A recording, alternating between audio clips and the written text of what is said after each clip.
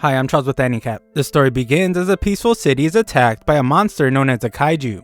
The emergency kaiju alert sounds throughout the city, and people are directed to designated safety areas. This thing is huge and it causes massive destruction while roaming the city, so a defense force arrives and opens fire on it. This isn't humanity's first time being attacked, so some people watching the scene eagerly wait to see which division of the defense force will arrive. It's the 3rd division, and they swiftly move in to deal some damage to the kaiju.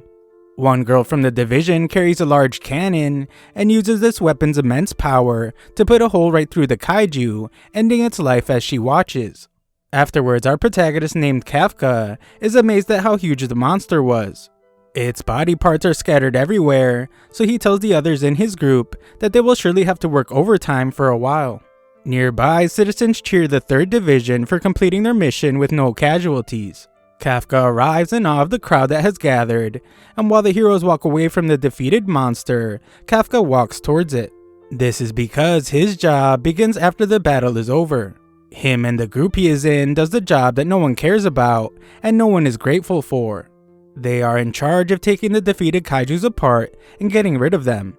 Kafka does just that and deposits a sample of the monster in some drone. Their job is not as glamorous as fighting the beast, but it's definitely a different kind of battle in its own right. This is perfectly demonstrated when Kafka notices someone hoisting something they should not be, and it explodes, causing someone to get hurt. Luckily, Kafka has had injuries just like it before, so he handles the situation. These guys have a ton of work ahead of them, and Kafka laments how the bosses want them to clean up the gigantic mess in just 1 week. Just then, Kafka is told that he will be going to a different area, as they are short-staffed, and he is shocked to hear that he will be going to the intestines. Kafka is dragged away, so the others discuss just how bad the intestines are. Kafka arrives at the intestines and instantly loses his appetite. He is a hard worker though, so Kafka pushes through his discomfort to get the job done. That night, Kafka arrives home exhausted, and he does his best to get rid of the smell from work. A news report comes on about Division 3 and their captain named Mina. At just 27 years old, she has not just become the captain, she has managed to slay hundreds of kaiju. A look back shows that she and Kafka were friends, and she was emotional when they promised to eliminate kaiju together. Mina is incredibly popular and famous now, so there are talks of her becoming a candidate for commander of the defense force. Kafka wonders how he ended up on the opposite side of things, but the thought is too depressing, so he tries not to think about it. He reminds himself that cleaning is also an important job that helps people. On top of that, he's able to eat the foods he likes, and has an apartment that he is content with. Kafka thinks that this should be enough, and just goes to sleep. The next morning, Kafka arrives at work, where he is introduced to the part-time student that will be working with them from now on. His name is Ichikawa, and he is determined to join the defense force. Kafka's co-worker points out that Kafka had the same dream he has, but he eventually just gave up and became a veteran at the cleaning company. Ichikawa wonders why he gave up, so Kafka concedes that he realized that his abilities are limited. He tried hard, but there's always someone better. Kafka tries to have a positive attitude about it, but Ichikawa is completely serious. He declares that he will never give up for any reason, so he can't understand Kafka's logic. He doesn't want to understand either, so he just goes to get changed. Everyone thought that they would get along because of their shared dream, but Kafka is furious since he knows that there was no way to answer the kid's question without looking miserable. Kafka is forced to do some reflection, and he wonders if quitting is really that bad. They all head to work and go over the plan for the day. They decide which parts need to be preserved for research and which parts simply need to be destroyed. Ichikawa is assigned to the intestines. Kafka is glad because of the kid's attitude, but he finds that he will be assigned to intestines as well for the 2nd day in a row. He is told that it's because he's good at dealing with intestines, so Kafka vows to show everyone what he's made of. The boss points out how Kafka complains a lot, but acknowledges that he is a diligent worker. If he had passed the exam, he would have been a good defense force officer. Afterwards, Kafka is happy to see that Ichikawa was grossed out by the intestines experience, but he had it just as bad as he must keep himself from puking. Just then, Kafka notices that the kid didn't bring much to eat. Ichikawa rudely tells him that he doesn't have much of an appetite, but Kafka gives him a vitamin drink. He insists that Ichikawa eat and drink as much as he can, or else he won't be able to make it through the workday. Kafka also offers him some nose plugs. Ichikawa refuses them, but Kafka insists that it will help. At the end of the workday, everyone gets cleaned off, and one group leaves first. Kafka is glad to see that the worst part of the cleanup process should be over now. Ichikawa arrives, so Kafka thinks he wants a rematch from their little wrestling match, but Ichikawa surprisingly thanks him for his help getting through the day. Before he leaves, Ichikawa points out that the Defense Force has changed their age limit to join. It is now 33 years old. Ichikawa knows that it's none of his business, but he could tell that Kafka looked sad when he talked about the Defense Force earlier. Ichikawa tells him that he can just quit if he wants though, but Kafka thanks him and states that Ichikawa is a better person than he thought. Ichikawa tries to keep his edgy persona, so he reminds Kafka that he doesn't actually care, but just then a monster appears to attack him. Kafka rescues him just in time, but he's in bad shape. Ichikawa is shocked by what he calls a yoju, and Kafka must rescue him from being eliminated once again. Kafka tells him to run and get help, but he refuses to leave Kafka. Kafka reminds Ichikawa that he's supposed to join the Defense Force, but he won't be able to if he dies now. Kafka once again demands that Ichikawa leave, so he does.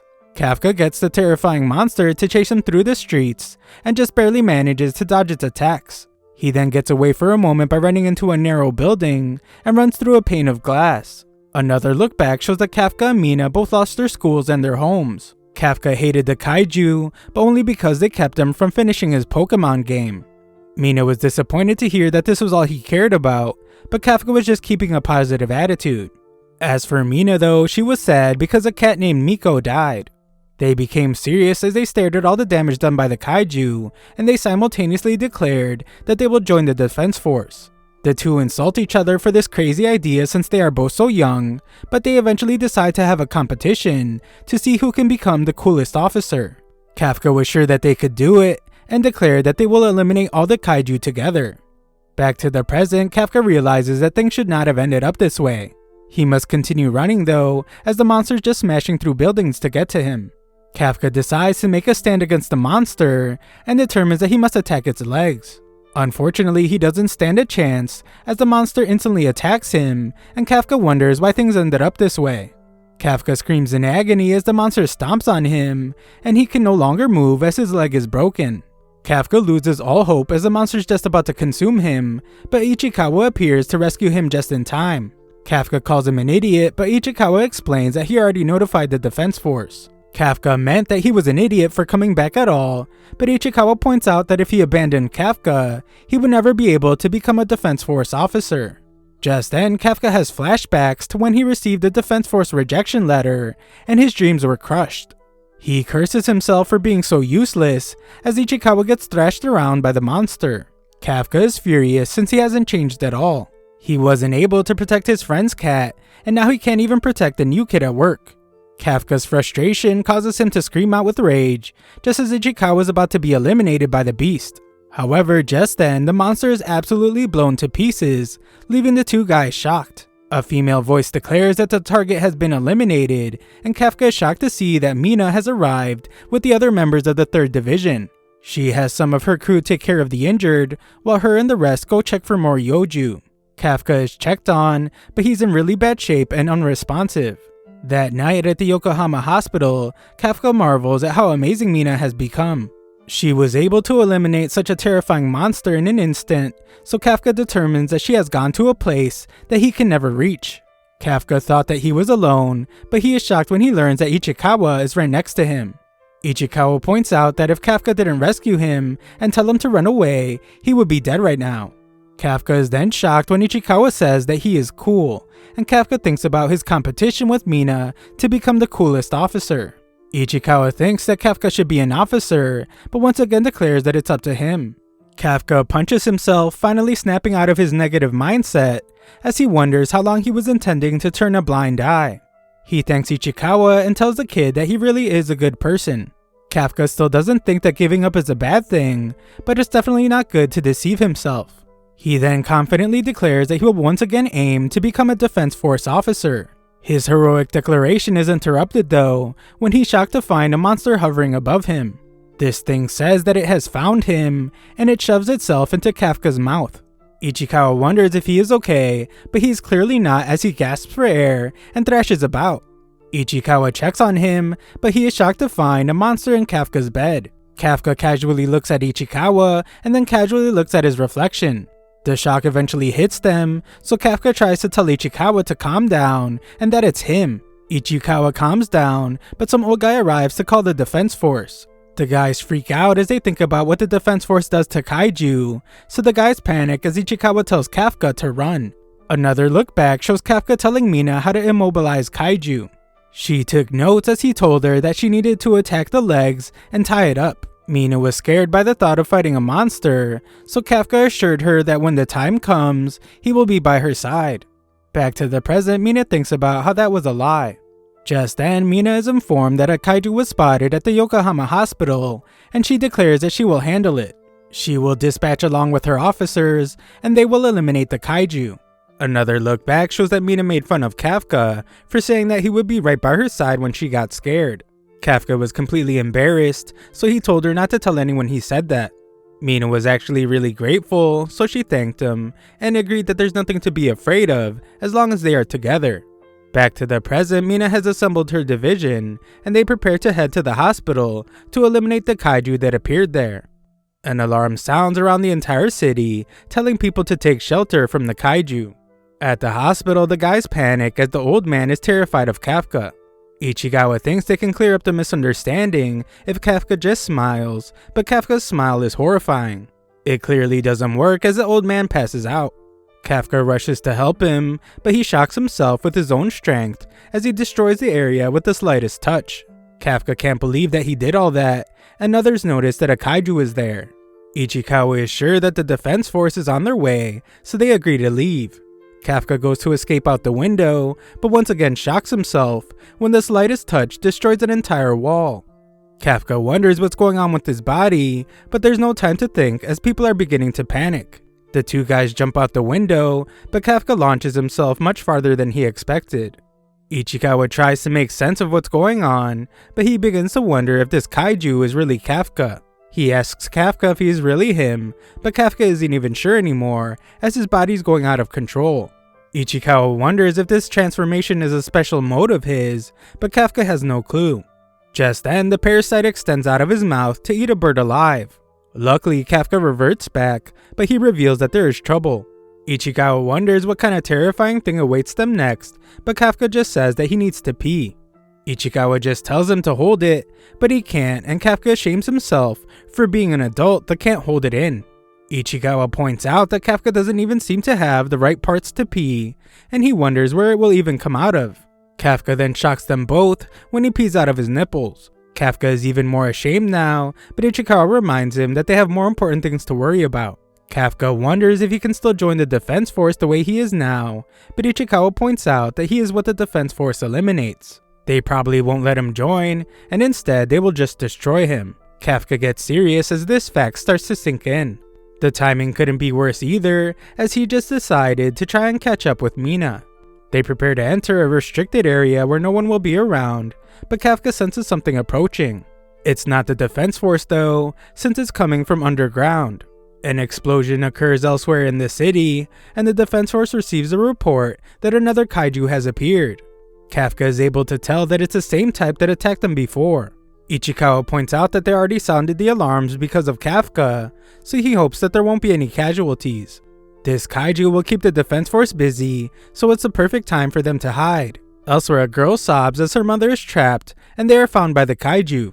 The mother begs her daughter to run away, but it's too late as the kaiju is about to consume her. However, just then, Kafka arrives to hit the kaiju with an incredibly powerful punch. Kafka shocks himself once again with how powerful he is, and he goes to check on the girl. Of course, she is scared of him, so Kafka reminds himself to smile, but this just makes it worse. He rescues the unconscious mother, so Ichikawa explains that she will be fine. The kaiju returns, so Kafka tells them to get out of there. Ichikawa wonders what he's planning to do, so Kafka reveals that he's going to try punching the kaiju as hard as he can. Kafka begins a countdown as his body bursts with power, and he unleashes the powerful punch. This strike absolutely destroys the monster, sending its parts flying everywhere, and its blood rains down from the sky. Kafka still can't believe how insanely strong he is, and Ichikawa is sure that Kafka can never use that punch on a human. Kafka tells them that they can safely head to the hospital now, but he's more terrifying than ever. He tells the girl not to worry because the defense force will be there soon, so he is leaving. The girl stops him though and thanks him. This reminds Kafka of when Mina thanked him, and he imagines a future where he is fighting by Mina's side. Ichikawa wants them to run before they are found, but Kafka declares that he isn't giving up after all. Kafka reveals his human face again and states that he must go and stand by Mina's side. The defense force arrives soon after to wonder what in the world just happened to the obliterated kaiju. Mina asks the little girl to tell her everything, but she is terrified just thinking about it. Mina tells her not to worry and promises that she will destroy all the kaiju for her. The girl gets worried for a different reason though, and Mina is shocked when the little girl wants her to promise that she won't hurt the good kaiju. She clarifies by saying it's the one that saved her mom, but Mina can't even comprehend what the little girl just said. 3 months later, a news report reveals that the defense force has given a code name to the unknown kaiju. They have a drawing of it from witness testimony, and they are calling it Kaiju number 8. All Kafka's cleaning company co-workers just assume that the kaiju is probably already dead. Ichikawa arrives at work and thinks about how Kafka became the first kaiju in history to escape the defense force. However, this means that every defense force officer in the country is looking for him now. Just then, their boss explains that Kafka and Ichikawa received something in the mail. The other guys discuss how Kafka would take an exam every year, and they always had to cheer him up after he got the results. Ichikawa checks his letter, and the others congratulate him as he passed the first round of Defense Force selection exams. On his way to give Kafka his letter, Ichikawa can't help himself, so he checks Kafka's results. He sees good news, so he rushes off excitedly. The other guys can see that this means Kafka finally passed. This will be Kafka's last chance to enter the Defense Force, so the guys are happy for him. He is finally getting his opportunity after working so hard for so long. Ichikawa excitedly tells Kafka that he passed the first round of exams, but he becomes furious when Kafka is in his kaiju form. Kafka changes back as he didn't even notice, but he doesn't fully transform. Ichikawa points out that he was just on the news, so he needs to be more careful. We then learn that they returned to the hospital shortly after the whole incident and just lied about everything. Ichikawa thought that Kafka would be more happy about the letter, but Kafka reveals that the second round is where he always fails. Ichikawa wonders if Kafka is really planning to take the next exams with this crazy body of his. Kafka assures him that no one will notice, but he still can't get his transformation right. Ichikawa points out that the first round is just a written test and some paperwork, but there will be officers everywhere during the second. This will be really dangerous, as they will eliminate Kafka on sight if they see he is a kaiju, but Kafka declares that he's taking the exam no matter what. He has been working real hard these past 3 months, and this is his last chance since he is 32 years old. Ichikawa is just as determined, so he says that no matter what happens to Kafka, he's not going to drop out either. They agree that if they're going to do it, then they're going to do it as rivals. Kafka casually goes to drink something, but he has a hard time opening his water bottle. He ends up transforming and destroying it with his immense strength, so Ichikawa takes back everything he said. The two finish arguing, and Ichikawa tells them that the other cleaners will arrive soon. Kafka is actually relieved that he passed the first round, and he declares that it's time for his revenge match against the second round of exams. 10 days later, the guys arrive at the Defense Force's Tachikawa base for the exam. Ichikawa has been to a different base on a field trip before, but this one is much bigger. This one shares the area with the Self-Defense Force garrison, so troops are everywhere. Ichikawa points out how it makes things much more dangerous, since if Kafka transforms there, then he would be eliminated within seconds. Other examinees begin arriving, so Kafka declares that it's time to go. He wants to get checked in even though they are pretty early, but some girl gets his attention by calling him an old man. Kafka points out that he is not old since he's still just 32, but she points out that that is old. She tells him to move his truck, but he states that there are tons of other parking spots. She insists though since her lucky number for the day is 5. Kafka has had enough of the annoying girl, so he declares that he will teach her some manners. Kafka is shocked when she removes her dress to reveal her suit underneath, and she declares that she will just move his vehicle herself. The guys are shocked by her suit, which seems to give her immense power, and she lifts the truck with one hand. They are horrified as she just tosses it aside, and Kafka points out that that is a company vehicle. Ichikawa wonders just who the heck she is, so she reveals that she is examinee number 216. Her name is Kikaru, and her hobby is eliminating kaiju. She tells them to remember her name, and Ichikawa is shocked when he recognizes her last name. Kikaru then turns her attention back to Kafka. She gives him a sniff and points out that he smells just like a kaiju. Ichikawa quickly explains that they are part of the kaiju disposal unit. Kikaru is then shocked when Kafka easily lifts his truck, and she assumes that he must have his own hidden power suit. Kafka introduces himself as examinee number 2032 and dramatically tells the kiddo to remember his name. His cool introduction is interrupted though when he realizes that Kikaru's butler took his parking spot. Kikaru thought the exam would be really boring, but explains that it's getting interesting. She vows to show up Kafka really bad and leaves. Ichikawa is furious with Kafka for already using his powers, but Kafka points out that he was able to only transform the part she couldn't see. They tell some guards that the loud noise was nothing, but Ichikawa tells Kafka that he will send him home if he pulls any more stunts. Kafka knows that this is his last chance to stand by Mina, so he promises himself that he won't give up this time. Moments later though, Kafka struggles really bad during the exam. He has been keeping up with his training, and he does really hard physical work every day, but he just can't keep up right now. A look back to a moment ago shows Ichikawa explaining that the second stage of the exam has two parts, a fitness test and an aptitude test. They can't change their aptitude, which means they have to get the best grades they can in the fitness test. However, Kafka's having a really hard time. He was always pretty below average, but things have gotten way worse. He is really falling behind, so he wonders if people really become this weak after turning 30. Falling behind makes Kafka think about transforming, but that would just be crazy. Unfortunately, Kafka does really poorly and receives a rank of 219 out of 225. Kikaru reveals that she ranked 5th and mocks Kafka as it didn't take long at all to show him up. Kafka thinks about how he dramatically told her to remember his name, but he wants her to forget his name now. Ichikawa is just glad that Kafka didn't use his powers, and Kafka explains that it wouldn't be fair if he did, since everyone worked so hard to get there. Kafka just said that to sound cool though, and he wishes that he did use his powers. Kafka is sure that he would have done better, but Ichikawa thinks that there was another reason why Kafka received the rank he did. Elsewhere, Mina is shown this year's applicants. Her subordinate assumes that she won't care because all she cares about is eliminating kaiju, but he is shocked when she's willing to hear more while she works. The guy explains that a guy named Nozumo has his attention. He graduated at the top of his class, and he's the most promising of this year's group. Ichikawa notices this guy as well, as he just ranked 2nd. The guy who ranked 3rd is Iharu, the valedictorian of some big university. The guy who ranked 1st though is Kaguragi, the rising star of the Japan Ground Self-Defense Force. Those guys aren't the only ones, as most examinees this year are from top universities. Normally, people like them would be trying to become elite officers, not field agents. This is probably why Kafka ranked so low, and Kafka realizes that this is why they seem so strong. Ichikawa explains that even among all these strong guys, there is one person everyone is watching. She graduated from California Neutralization at age 16.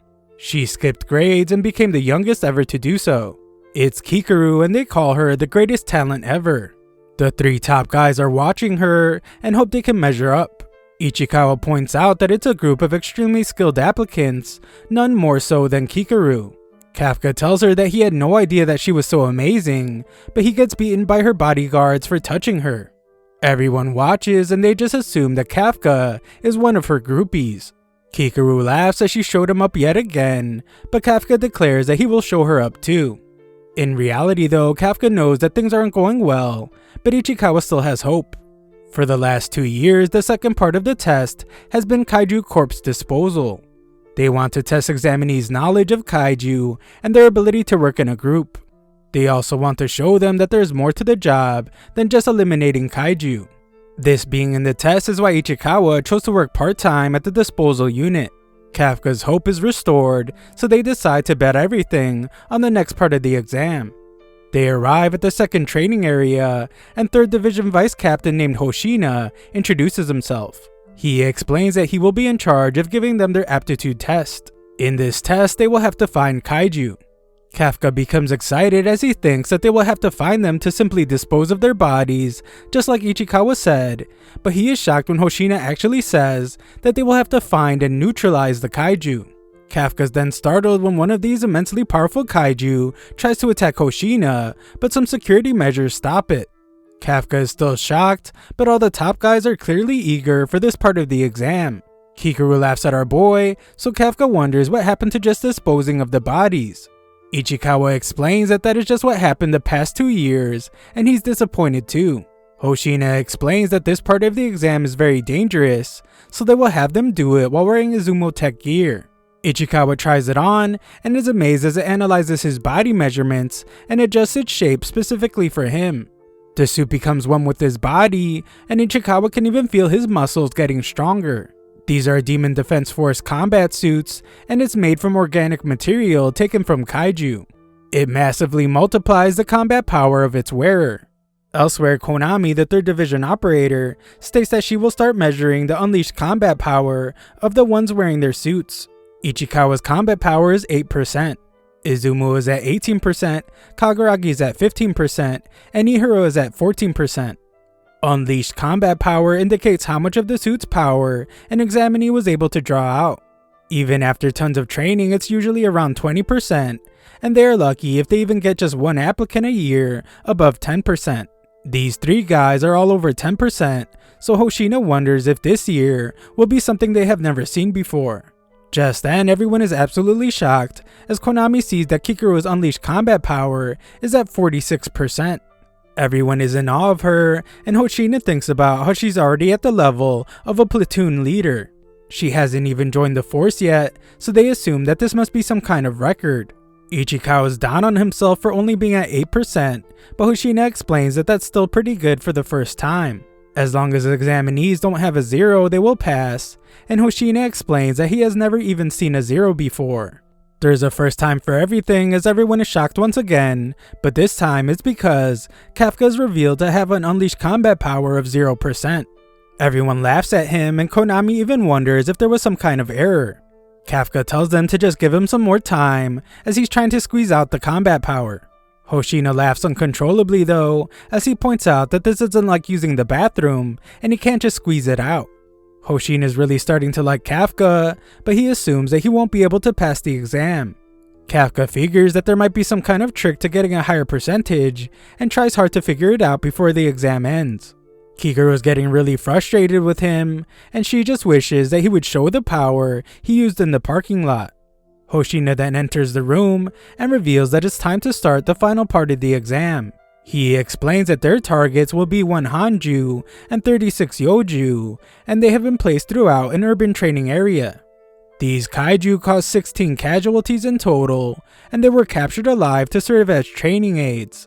Examinees will fight them with anti-kaiju weapons, and drones will monitor their actions. If they sense that an examinee is in danger, they will activate the shield in their suits to save them, but this will also mean that they fail the exam. The exam is extremely dangerous, so Hoshina can't guarantee that they will even survive. They will have to choose if they want to take part, so Hoshina begins the test. The examinees eagerly rush forward, but they are stunned when Kikaru jumps ahead. She quickly and easily takes down 2 Yoju, amazing everyone. Kafka declares that they need to push ahead so they don't fall behind, but Ichikawa points out that Kafka is the one holding them back. Kafka defends himself by pointing out that the weapons are very heavy without the help of the suit.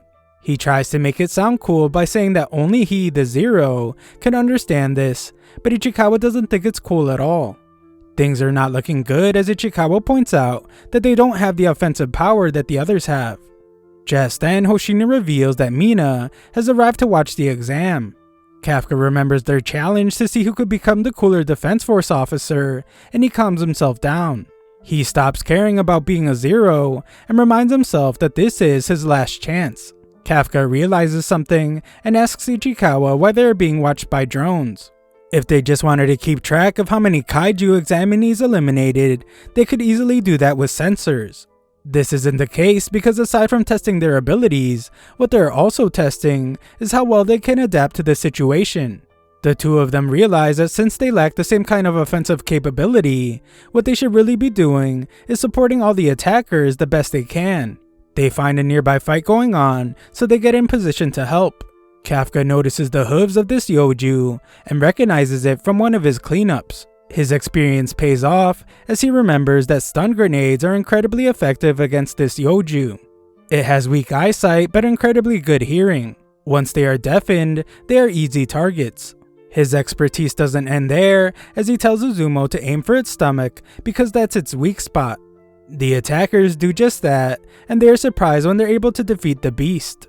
They thank Kafka for the great support, but Kafka's upset because he called him Kikuru's groupie. In the observation room, they actually take notice of what Kafka and Ichikawa are doing. Kafka points out to Ichikawa that they have taken apart more kaiju bodies than they can count. He becomes confident that they can use this knowledge now, and Kafka's relieved that he doesn't need his kaiju power.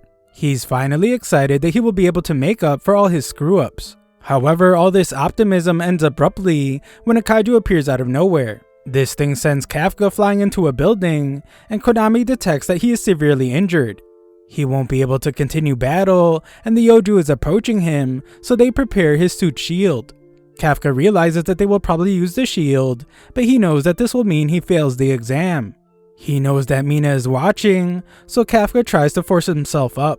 He refuses to embarrass himself in front of her anymore, but this beast is about to eat him. Konami begins the activation of the remote shield, and Hoshina thinks about how he knew that Kafka would be the first to drop out. He thinks it's a real shame because Kafka was a pretty funny guy. However, just then, the Yoju gets blown to bits, and Kikuru points out that this is the third time she has shown up Kafka. She declares that while she is on the battlefield, nobody gets to quit. Kafka is amazed by her, but she interrupts him. She declares that she will go on to defeat even more kaiju, so he can just lie on the ground like a loser. The other guys can tell that she's going for the main target, but they refuse to just let her take it from them. Kikuru then easily takes out another Yoju. Ihiru thinks she is just way too powerful, and he wonders if she really has on the same suit they do. Kafka wants to go after the main target as well, but his leg is broken and he can't even stand up. Hoshina explains that Kafka has multiple fractures and possibly even organ damage. Kafka wonders if this means that he will have to give up, but he refuses to let himself think that way. Kafka thinks about how horrible it felt to see that he had 0% combat power, and to think that this meant he could never stand by Mina's side. He becomes frustrated when he thinks about how only those with talent pass. Hoshina recommends that Kafka just drop out, and explains that the suit shields aren't foolproof. Kafka has become defiant though, and thinks about how he is the one who decides if he gives up or not. He declares that even though he is too old for dreams, and even if he looks like an idiot, he has decided to bet his entire life up to this point and chase his dreams again. As Kafka makes this declaration, everyone in the observation room is shocked to see that his combat power has gone up 0.01%. Kafka declares that this time he's not giving up no matter what, and Mina takes notice. Kafka proudly shows that he can still stand, which amazes Konami because his leg is broken. Hoshina decides to let him have his way, but warns that he will activate the shield if things look bad. Kafka tells Ichikawa to go ahead without him, since that is the deal they had, but Ichikawa decides to back him up instead. Kafka realizes that this is just the kind of guy Ichikawa is, so he accepts his help. Hoshina has a good laugh at them though, as Ichikawa carries Kafka. Ichikawa admits that he's really embarrassed, but the two of them are really determined.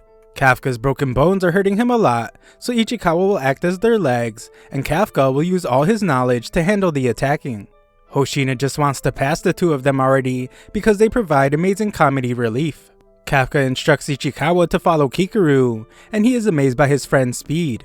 Kikuru is busy forcing everyone to eat her dust while she defeats a bunch of kaiju, so Ichikawa tells Kafka to be ready to support her when they catch up to her. All the guys watch as Kikuru does her thing, and they are disappointed that she won't even let them help. Konami announces that Kikuru has eliminated the last Yoju in the area, and is already engaging the Hanju. Kikuru uses a grenade to get the beast all riled up, and she uses this moment to get in the perfect position to annihilate it. Kikuru calmly says that this is the last one as she slowly pulls the trigger, and this makes Hoshina smirk as she fires into the monster. Konami is stunned as she announces that the Hanju is defeated and the final stage of the exam is complete. Our boys are of course shocked as they didn't get to help, and Kafka declares that Kikuru is just too fast. Konami now just needs to bring back the drones and send medics for the injured. Hoshina is surprised that the exam ended so quickly, even though it took so much time to set up. Mina is impressed that Kikuru is even more powerful than they say, and Hoshina is shocked that Kikuru was even powerful enough to catch Mina's eye. It was expected that at least 30 people would drop out, but none did, and Hoshina is sure that it was because of Kikuru. This performance is to be expected though, of director Shinomiya's daughter. Hoshina is sure that she will be a big shot in the defense force, and a ray of hope for the entire country. Back at the exam, Kikuru just hopes that she was able to make her father proud by being perfect on the battlefield. Kikuru relaxes as she decides to go laugh at Kafka some more, but a strange being shockingly appears behind her and instantly causes massive damage. Just then, everyone is horrified as all the fallen kaiju start moving again. Kikuru was just barely able to protect her heart by focusing her entire shield on a single point, but she decides that she can still fight. She is stunned when the mysterious monster is able to talk, and it wonders how she can still move. Kikuru determines that it's a kaiju, but she is shocked to see that it's intelligent. Kikuru decides to attack it, but this monster instantly strikes her several times. Kikuru screams in agony, and Konami is shocked to see her vitals drop. They have no clue what's going on, but they are detecting life signals from the kaiju that were already eliminated. What's most shocking though is that the estimated fortitude of the revived Hanju is a 6.4. This is much more powerful than before, and Hoshina thinks about how an entire company is needed to take down a kaiju of that level. There are not many people capable of taking that thing down fast. Just then, Mina tells Konami to activate all remote shields for the examinees and send back some of the drones. Hoshina thinks about how luckily the two of them are some of the people capable enough to defeat this Hanju, so they head out. Examinees are instructed to evacuate, but Kikuru refuses. She thinks that a lot of people will lose their lives if she doesn't stop this thing herself. She uses the suit to stop the bleeding and determines that she can still fight. Just then, Kikuru thinks of her father's words when he told her to be perfect for their nation. Kikuru now demands perfection from herself, but she is easily knocked to the side by the Hanju. She can barely even move now, but she still refuses to lose. A look into the past shows that Kikuru was proud to receive the top grade in class. All the students around her of course didn't do as well, but their parents were at least there to celebrate with them. Kikuru tried to stay positive though, as her butler assured her that her father would be home that day and he would surely be pleased with her score. However, in reality, her father didn't care about her top score. He declared that rejoicing over a single success would only lead to failure next time. Instead of celebrating, he just wanted her to prepare for her next goal. This is when he told her that she needed to always be perfect for the sake of their nation's future and for the sake of her late mother as well. Her father's words still weigh on her till this day, so she fights back. He always told her to never stop moving forward and to never let anyone be better than her. So now she refuses to lose. Even with just one arm, as long as she can move, she will fight. Unfortunately for her, she has just suffered too much damage, and she must once again scream from the unbearable pain. Just then, one of the drones spots the Hanju, and Konami is shocked to see that its severed offensive uni organ has regenerated. Hoshina gets really worried as Konami determines that it's gathering energy for an attack. Hoshina and Mina are rushing to the site, but he is unsure if they will make it in time. The beast prepares this immense attack, and Kikuru comes to the conclusion that she is done for. She apologizes to her father for not being perfect and begins to cry. The Hanju prepares to release its attack, but Kikuru is shocked when Kafka appears to tell her that she did a great job. Kikuru is absolutely stunned as she can't understand why he's there, and the monster's attack strikes them. Of course, Kikuru is even more stunned when they are not harmed, and Kafka begins to transform. Kafka explains that she did a good job buying time for everyone to evacuate, so she can just leave the rest to him. Elsewhere, everyone evacuates frantically. Kaguragi uses flares though to organize the evacuation, which impresses Nozumo. A look back to just moments ago shows that Kafka and Ichikawa were told to evacuate. They were instructed not to go back as Kikuru was fighting the revived Hanju. Ichikawa was ready to evacuate, but Kafka had already disappeared. Ichikawa hoped that Kafka wasn't crazy enough to transform, since he was sure that he would be eliminated on the spot if he did. As Ichikawa rushes to the site, he realizes that Kafka definitely is crazy enough to transform, since he doesn't hesitate in these kinds of situations. Back with Kikuru, she's absolutely stunned by Kafka's transformation, and she can't understand how he could be a kaiju. Kafka shows that he's just his normal self, as he begs her not to tell the defense force. Just then, Kikuru is terrified, as the Hanju uses its immensely powerful attack again, but Kafka easily deflects it. Kafka promises to tell her everything in a moment, as he only needs 1 second to eliminate the beast. Just then, Konami detects a mysterious ultra-powerful energy source near the Hanju. The explosion knocked out their comms, so they have no visual. They do have a reading on its fortitude, but Konami refuses to believe that it's real. This mysterious beast supposedly has a fortitude of 9.8. Hoshina says that's impossible, and just assumes that the explosion must have scrambled the measurement system. It's impossible because if it were true, then this would be one of the most powerful kaiju in history. Kafka powers up like the insanely powerful beast he is. He apologizes to the Hanju as he is simply running out of time, and he must end things with one punch. Kikuru then watches in utter amazement as Kafka's punch meets the Hanju's punch, and the Hanju is blown to bits. Kikuru's shock is written all over her face, and the Hanju's body parts get scattered everywhere. Kafka is pleased with his work, and tells the monster to try to come back to life after his attack. The thing starts moving again though, so Kafka begs it to stop, as he was just joking. The monster really is defeated though, and Kikuru can only wonder just who this guy is. Kafka saves her from another attacking Yoju, and reveals his face. He assures her that she is safe now, but scolds her for putting herself in so much danger.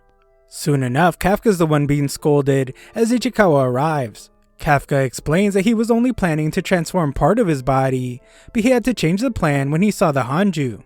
Ichikawa still scolds him, but the argument ends when Kikuru passes out.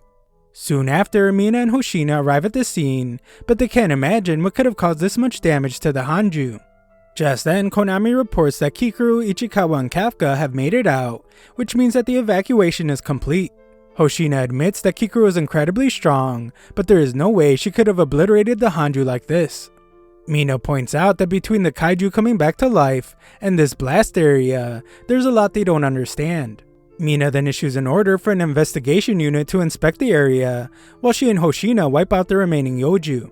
Hoshina realizes that this blast is similar to what they saw 3 months ago, and he wonders if they are connected.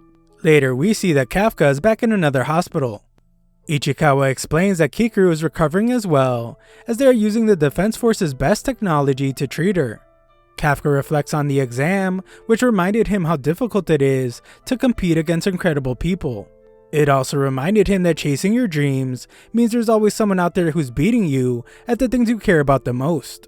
Most importantly though, he remembered that you get so excited that you don't even care. Kafka's glad that he decided to take the exam again, and he thanks Ichikawa for encouraging him. Just then, Mina surprisingly appears and simply thanks them for carrying Kikuru to the shelter. She leaves just as fast as she appeared, so Kafka almost calls out to her. He stops himself though, as it's not the right time, and he would rather wait to talk to her after he becomes an officer. He's more confident than ever that this will happen, and he makes a silent promise in his mind, telling her to just watch. Nearby, Kikuru has a nightmare about failing to be perfect for her father. She wakes up to wonder if her father has arrived, but it's just Hoshina. He explains that there were no casualties, and it was all thanks to her defeating the Hanju. Her shock from hearing this makes him wonder if she was not the one that defeated it. Kikuru remembers what Kafka said, so she declares that she was the one that eliminated the Hanju. That night, a news report explains what happened at the exam, and reveals that while many were injured, there were no fatalities. In some bathroom stall, we see that the mysterious and intelligent kaiju is listening. He's stunned and disappointed to hear that there were no fatalities at all. Just then, the phone rings and the monster reminds himself about how to answer it. When he does, the voice on the other end tells him that he needs to get back to work. This monster transforms and puts his uniform on, and we shockingly see that he's a new member of Kafka's disposal unit. Everyone hopes that Kafka and Ichikawa are okay after the exam incident, and the new guy ominously hides his transformation. At the hospital, Ichikawa states that Kafka is starting to look like a man that everyone can depend on. However, when they go back to work, he takes it all back. Kafka is terrified, and he blames Ichikawa for encouraging him to take the exam again. Ichikawa points out that he was just thanking him for that at the hospital, and their argument is interrupted when they receive letters. The guys prepare to open them and agree to do so on the count of 3. After thinking about catching up to Mina, Kafka is shocked by his exam results. Later, we see that the students that passed the exam have gathered at the Defense Force base. The guys notice that Kikuru's groupie isn't there, but they aren't surprised by any of the results. The room goes silent as Kikuru enters the room, and we learn that she received the top score. Nezumo thought that he would rank first before the exam, but he guesses that they will just have to fight for second place now. Kaguragi doesn't think this way at all though, as he points out that he scored the highest on the fitness exam. He will let Nezumo aim for number 2, as he still plans to aim for number 1. Ihiro introduces himself to Ichikawa and wonders where the old guy is. He assumes that Kafka didn't pass, and Ichikawa just gets a worried look on his face.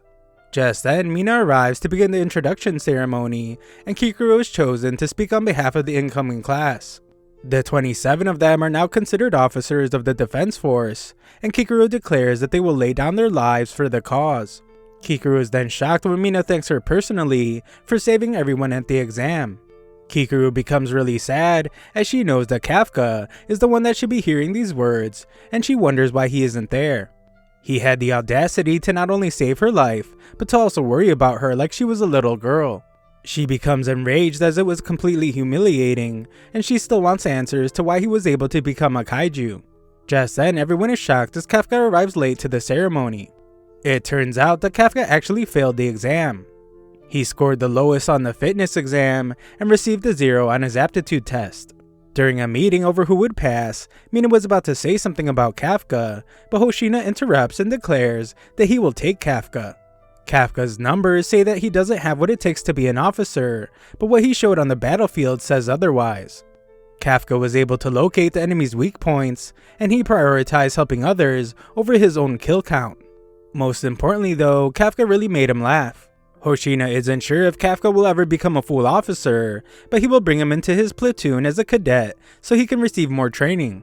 Mina now explains that he's enrolling as a cadet, so she had him skip the introduction ceremony.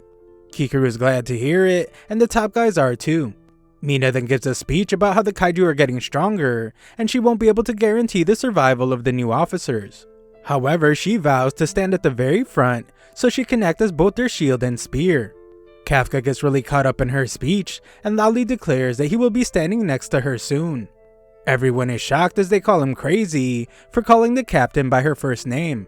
For speaking out of turn, Mina tells him that he owes her 100 push-ups, but he thinks about how it was an accident. Hoshina laughs uncontrollably and points out that Kafka is already back at his funny ways. Mina leaves, but Hoshina wonders if he just saw her smile a little bit. Konami can't believe that Kafka's already bringing the comedy, but Hoshina explains that this place can get pretty gloomy and they need a guy like him. However, Hoshina secretly has another reason for keeping Kafka around. He noticed something strange when they detected the 9.8 fortified kaiju. Hoshina still believes that it was just a busted sensor, but what he noticed is that someone's vitals stopped coming in at the same time. This person was Kafka, so Hoshina thinks that there's something strange about him.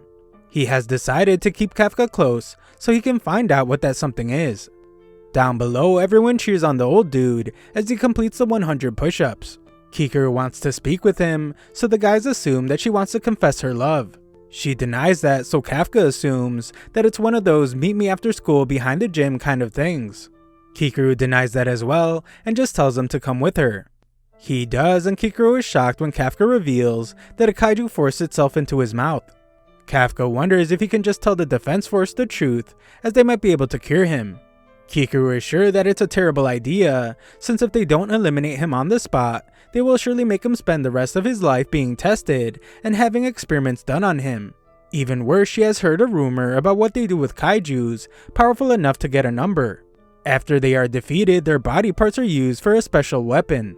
Kikuru fears that this will happen to Kafka, so he begs her to keep his secret. She agrees to do so, but if he ever tries to harm humanity, she vows to end his life. Everyone gets very serious, but Kafka's actually counting on her to do that if things go bad. Later, everyone watches as Ichikawa performs a training exercise. He completes it in just over 2.5 minutes, and it is announced that his estimated unleashed combat power was 18%. Everyone gasps in amazement, and Hoshina is impressed by how much he has grown in such a short period of time. Ihiro can't believe that Ichikawa just set another personal best score, so he jumps into the exercise next. He goes real hard as he refuses to be outdone. Ihiro finishes in 2 minutes and 15 seconds with an unleashed combat power at 20%. Ihiro is really pleased with himself, and he tells Ichikawa to not get too cocky. Just then, everyone is absolutely stunned as Kikuru finishes in 1 minute and 15 seconds with an unleashed combat power at 55%. Kikuru taunts the boys as both their scores combined are still worse than hers, and Nizumo can't help but feel average around her. Kaguragi points out that he doesn't have time to worry about those better than him, as he now has the same combat power as him. Nizumo promises that he will set a new best when it's his turn, and all the powerful rivals stare at each other with great intensity. However, the intense moment is broken up when an exhausted Kafka finishes the exercise in 6 whole minutes and has a combat power of 1%. Kafka is actually really happy about this, as he has turned the 0% from before into a 1. Kafka demands that Kikuru praise him, but Hoshina points out that he will never become a full officer at this rate. In fact, he will probably be fired in just 3 months. Hoshina has them all run 10 laps and gives them an extra 5 for complaining about it. Konami can tell that there are a lot of rivals in this class, and Hoshina is glad that they're all pushing each other to become better. Afterwards, the guys are all exhausted, and Ihiro tries to argue with Ichikawa about who has bigger muscles. Kafka tells the kids to stop arguing, and shows them the muscles of a hardworking grown-up. Kafka can't hold his stomach in for long though, and Ihiro points out that he can't join the defense force with a spare tire like that one. Kafka tells them all that it will happen to them too after they turn 28, and demands that they arm wrestle him to see who is stronger. Just then, they're all put to shame when Kaguragi enters the room with his bulging muscles. In the laundry room, the girls in the class are shocked to find Mina. Kikuru admires how in shape she is, but she knows that that alone doesn't explain her amazing combat power. Kikuru would like to know what kind of training she has done, so Mina instructs her to stand next to her. Kikuru is shocked that Mina wants to show her right now, but she eagerly agrees to do it. Back at the bath, the guys discuss why they decided to join the defense force. Ihiro was saved by Captain Mina Ashiro, so he always wanted to be a hero like her. All the other guys share the same desire to become heroes because of her. Kafka is amazed about her inspiring so many people, and Ichikawa points out that she is their generation's superhero. They all want to know Kafka's reason, and they are shocked to learn that he was childhood friends with Mina. They are even more stunned to hear that they made a childhood promise, so Kafka tries to sneak away. The guys stop him though, and demand to hear the rest of his story. After the girls' bath, Kikuru wonders if something happened to the guys, as they don't look too good. It turns out that they were so caught up in conversation that they stayed in the bath too long. They were talking about Mina, so Kikuru just calls them stupid boys. The class would then go on to do even more training exercises. There were a lot of times of tension, but it's pretty clear that they were forming a bond together. They were doing practically everything together and growing stronger as a team. Kafka would one day fall behind during a run, but his buddy Ichikawa was there to help him keep going. One night, Kafka refuses to sleep as he knows that he must work twice as hard as everyone else. Hoshina surprises him and points out that sleep is pretty important too. Kafka refuses to let himself get tired, and Hoshina wonders if he's doing it all for Mina. Kafka can't believe that he knows about that, so Hoshina tells him that he should assume that every word he says in the dorm is being recorded. Kafka declares that he made a promise to fight by her side, but Hoshina points out that that could be interpreted as Kafka trying to steal his spot as Mina's vice captain. Kafka hesitates for a moment, but confidently declares that that is what he intends to do, and he will do his best to make it happen. Hoshina seems annoyed, but he allows Kafka to have 2 more hours for studying. Before he leaves though, Hoshina declares that he will not let Kafka have his spot next to Mina. Kafka thanks him anyway, but Hoshina warns him not to get too close to the other officers. This is because anything could happen at any time. Just then, an alarm sounds and everyone wakes up.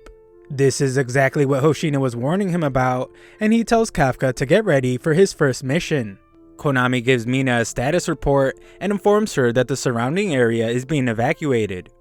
It is quite the ordeal as tons of people wait to board some buses.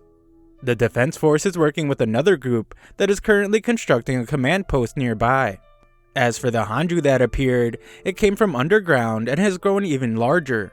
The appearance of the Hanju has been followed by the appearance of a large number of Yoju. Mina declares that she will handle the Hanju herself, and she picks a spot to snipe from. Mina wishes luck to everyone, and they head out. Hoshina declares that it's time to hunt some kaiju, and Ichikawa tries to wrap his mind around how this is their first mission. Kikuru stares at Kafka in disbelief about him being kaiju number 8. She very seriously hopes that he doesn't disappoint her, but of course he does, as he's almost about to throw up. Elsewhere, we get a terrifying look at the gigantic Hanju and the evacuation shelter. Kafka and the other members of the Hoshina platoon stand at the neutralization area, and Kafka gets his first look at the giant monster. Hoshina explains that Mina's unit will be handling that Hanju, but the problem is that it's creating a ton of Yoju. Their job will be to make sure that the Yoju don't escape from the neutralization area. They are new recruits, so it's natural that they are placed at the very rear of the fight, but this also means that they are the last line of defense. No one has any questions as they are all focused on the mission, so Hoshina gets ready to start it. He declares that no matter how good their scores are during training, that won't save a single life. It is now time for them to show what they can do on a real battlefield. All the guys show their camaraderie as they get hyped up, and Hoshina tells them to have fun out there. Civilian evacuation is complete, and Mina is 8 minutes away from her position. Kafka communicates with Ichikawa and declares that during this mission, he must prove that he can do the job. He thinks about how Hoshina told him that he wouldn't last 3 months the way he's going now, and Kafka fears that he might not get another chance to prove himself. Kafka's really nervous, but for some reason, he's also really excited. He doesn't know why, but Ichikawa thinks about how this is the job that Kafka always wanted. They both promise to make their first mission a success, and they are told that the first Yoju have arrived in their area. Everyone is ready, so they all heroically jump off the roof of the building.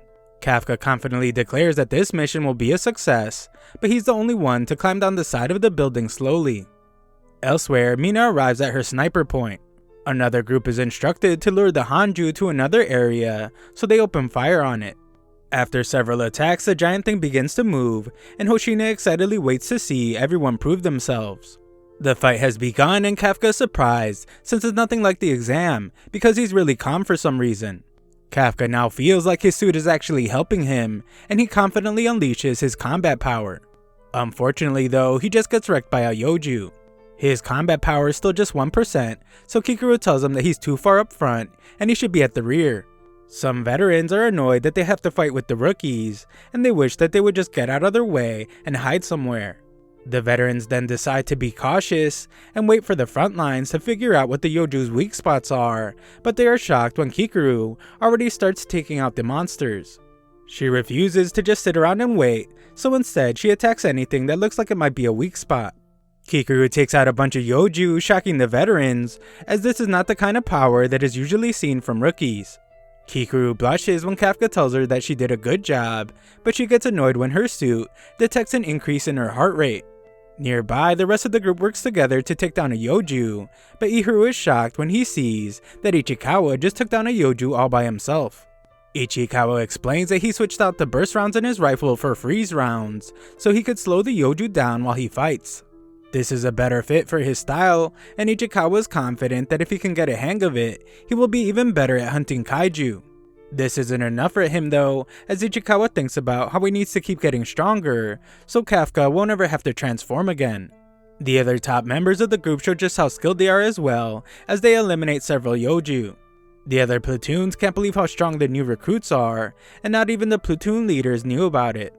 Kagaragi and Nezumo compete to see who can eliminate more kaiju, and one of the platoon leaders activates Cougar mode as she drools over them. Hoshina informed her that the average unleashed combat power of the new recruits is higher than in most years. There are a few standouts at the top, and they are motivating the others to do better. Reports of Yoju being eliminated keep rolling in, and Kafka is shocked to hear that even Ichikawa and Ihiro are advancing forward. Kafka gets discouraged when he feels like he's holding everyone back when they're working so hard, and he wonders if there's anything he can do. Just then, Kafka remembers that the veterans wanted to wait till they found out what the Yoju's weak points are. Kafka takes a look at one of the Yoju's corpses and decides that he will fight in his own way. Just then, some of the others are shocked when they see Kafka messing with the corpse. Kafka is knee deep in this thing, and he realizes that even at just 1%, the suit makes it easy to dismantle a kaiju's body. It's so useful that he hopes that they could give some suits to the cleaning industry. Kafka recognizes the structure of the kaiju, but the core isn't where it normally is in a fungal type monster. Kafka looks around for it, and he is shocked when he finds it. He informs Hoshina that the Yoju's core is at the base of the neck, and Kafka even tells him the best way to attack it for those with weaker attack power. Most importantly though, Kafka has discovered that these Yoju have reproductive organs. It's the white bumpy things on their rear, and if they don't destroy them, then the corpses might spawn new kaiju. Hoshina is amazed by Kafka's work, and he tells Konami to spread the news. Hoshina commends Kafka once again, and Kafka is stunned about actually being able to help the defense force. Kafka rushes off to neutralize the bodies of the defeated kaiju, and he vows to do whatever it takes to stand by Mina's side. Just then he stops as a large explosion occurs, and Hoshina explains that the main attack on the Hanju has started. The Hanju has been lured to the destination, and the other platoons use suppressing fire to keep it in place. Mina then breaks out her giant weapon and makes the preparations to fire it. With everyone at a safe distance, Mina is given the clear to fire. Mina thinks about her competition with Kafka about becoming the cooler officer, and she prepares to show him how far she has gotten. The insane amount of power she unleashes causes her to destroy the ground beneath her feet, and her suit announces that Mina's unleashed combat power is at an incredible 96%. Hoshina watches her and hopes that Kafka is watching closely as well. Mina fires her weapon, and the insanely powerful attack absolutely destroys the gigantic Hanju. Hoshina wanted Kafka to watch so he could see the power of the person he's trying to stand beside. The Hanju's core is now exposed, so Mina loads another round into her weapon. She fires away, destroying even more of the Hanju, and Konami announces that its vitals have disappeared. The thing collapses, and Konami is a bit surprised when Mina loads a third round. Mina fires away again, and Konami announces that the Hanju has stopped moving completely. Everyone is amazed, but they're all shocked when Mina loads a fourth round into her weapon. Konami points out that the Hanju is already down, but Mina just demands that Konami give her the order to fire again. She does, so Mina once again shoots at the monster. Kafka watches in total admiration of her, and Hoshina arrives to wonder if Kafka is ready to give up on his goal. Standing by Mina's side means that he would have to match her incredible strength. Hoshina admits that not even he could do that. His combat power is not as good as hers when it comes to long-range weapons, so he can't take down the big boys like she can. The story is completely different, however, when it comes to small and mid-sized kaiju. Just then, Kafka gets worried when a kaiju appears behind Hoshina, but this just proves to be an opportunity for Hoshina to display the power he spoke of. With just the slightest movement, Hoshina slices the Yoju to pieces, and he declares that he thinks he's better than Mina when it comes to monsters of this size. Kafka couldn't see his attack at all, and Hoshina explains that his family has been a clan of kaiju hunters for generations. He goes on to say that a captain and vice captain are the force's most powerful members. That is why they are given special equipment tailored to their fighting styles. Mina informs Hoshina that the Hanju is down, so Hoshina tells Kafka that it's finally time for the real show to start. Kafka is confused since the Hanju is down already, so Hoshina reminds him that the real problem is the countless Yoju that still live inside its corpse. The unbelievable amount of Yoju begins swarming out, so Hoshina tells everyone that once they finish off the riffraff, they will be able to go home. The recruits think he's being a little too casual, so the veterans taunt them for giving up already. They are determined to show the new recruits that there's more to fighting than just combat power, so they head out to fight. The cougar named Nakonashima tells Kagaragi and Nozumo that they can just let the veterans take care of everything, but they rather fight. Konami analyzes the new recruits though, and sees that they are tired. Their unleashed combat power and endurance are both falling. Hoshina points out that it's a big mission, but if they can get through it, then it will push them to the next level. Most officers end their career with a combat power between 20 and 30%. However, a very small number of them overcome that wall and become captains. Kikuru is the only new recruit that has reached that level, but Hoshina thinks that there might be another one. This other person is Ichikawa. We then watch as Ichikawa eliminates another kaiju, and Ihiro becomes furious. He spent years training at a renowned technical college, so he can't understand why he isn't able to keep up with Ichikawa. Just then, they are told that more Yoju have been spotted nearby, so the two of them head to the front lines. Ichikawa is shocked when he sees the jacket of the monster sweeping company, and he wonders what one of the cleaners is doing there. They try to explain that the cleaners won't be needed for a while, but they just get ignored. The mysterious person is just disappointed as the reproductive organs he loaded the Yoju with have been destroyed. He wonders how they found out, and he speculates that somebody on the force knows all about kaiju. The guys are then shocked when this guy turns to them with his messed up face, and he wonders if they know anything about what happened. Nearby, the guys from the cleaning crew try to see if they can spot Kafka and Ichikawa. They're too far away, but what they can see is how gigantic the kaiju is. It's so big that every cleaning company in the nearby cities have been called to the scene. Just then, they notice that the new guy is missing. Back on the ground, Ichikawa tells the guy to get to safety, but he shockingly launches an attack that pierces right through Ihiru's chest. Ihiru's in a great deal of pain, but the guy's just disappointed that he missed the heart. It's pretty clear that their enemy is a kaiju, but Ichikawa has never heard of a humanoid kaiju other than Kafka. The monster turns into its kaiju form, and the guys realize that it's the one from the exam.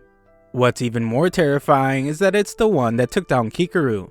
The monster doesn't want to leave empty-handed, so it has decided to take a sample of one of these Defense Force officers.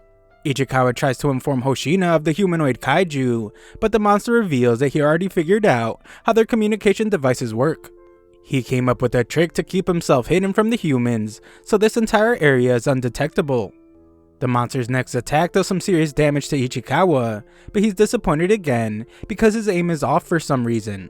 Ichikawa is shocked that the monster is blasting right through his suit's defenses, and the monster can tell that Ichikawa knows something. It turns out that Kikoro told the guys about this monster in case they ever ran into it. She explained that his attacks seemed to be coming out of nowhere, but if they focused hard enough on his fingers, they would be able to see him preparing for the attack. Ichikawa does just that, and he shocks Ihiru when he's able to dodge the monster's attacks. The monster figured this much, but he's surprised when Ichikawa fires back. Ichikawa tells Ihiru to go get help, but Ihiru refuses to let someone else protect him.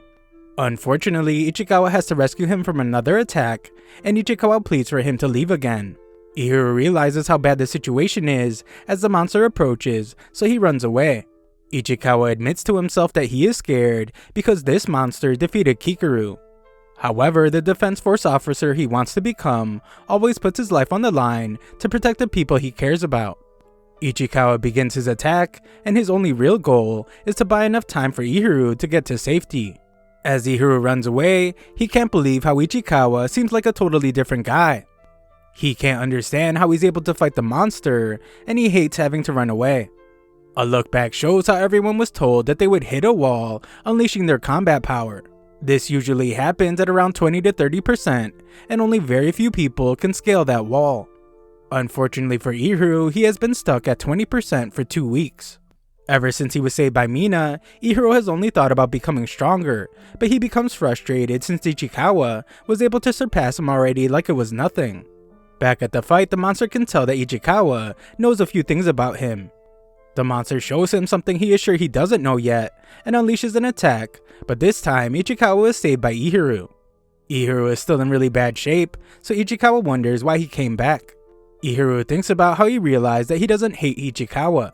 The person he hates is himself for not really changing at all since the day he was saved, and still being a person that needs to be saved.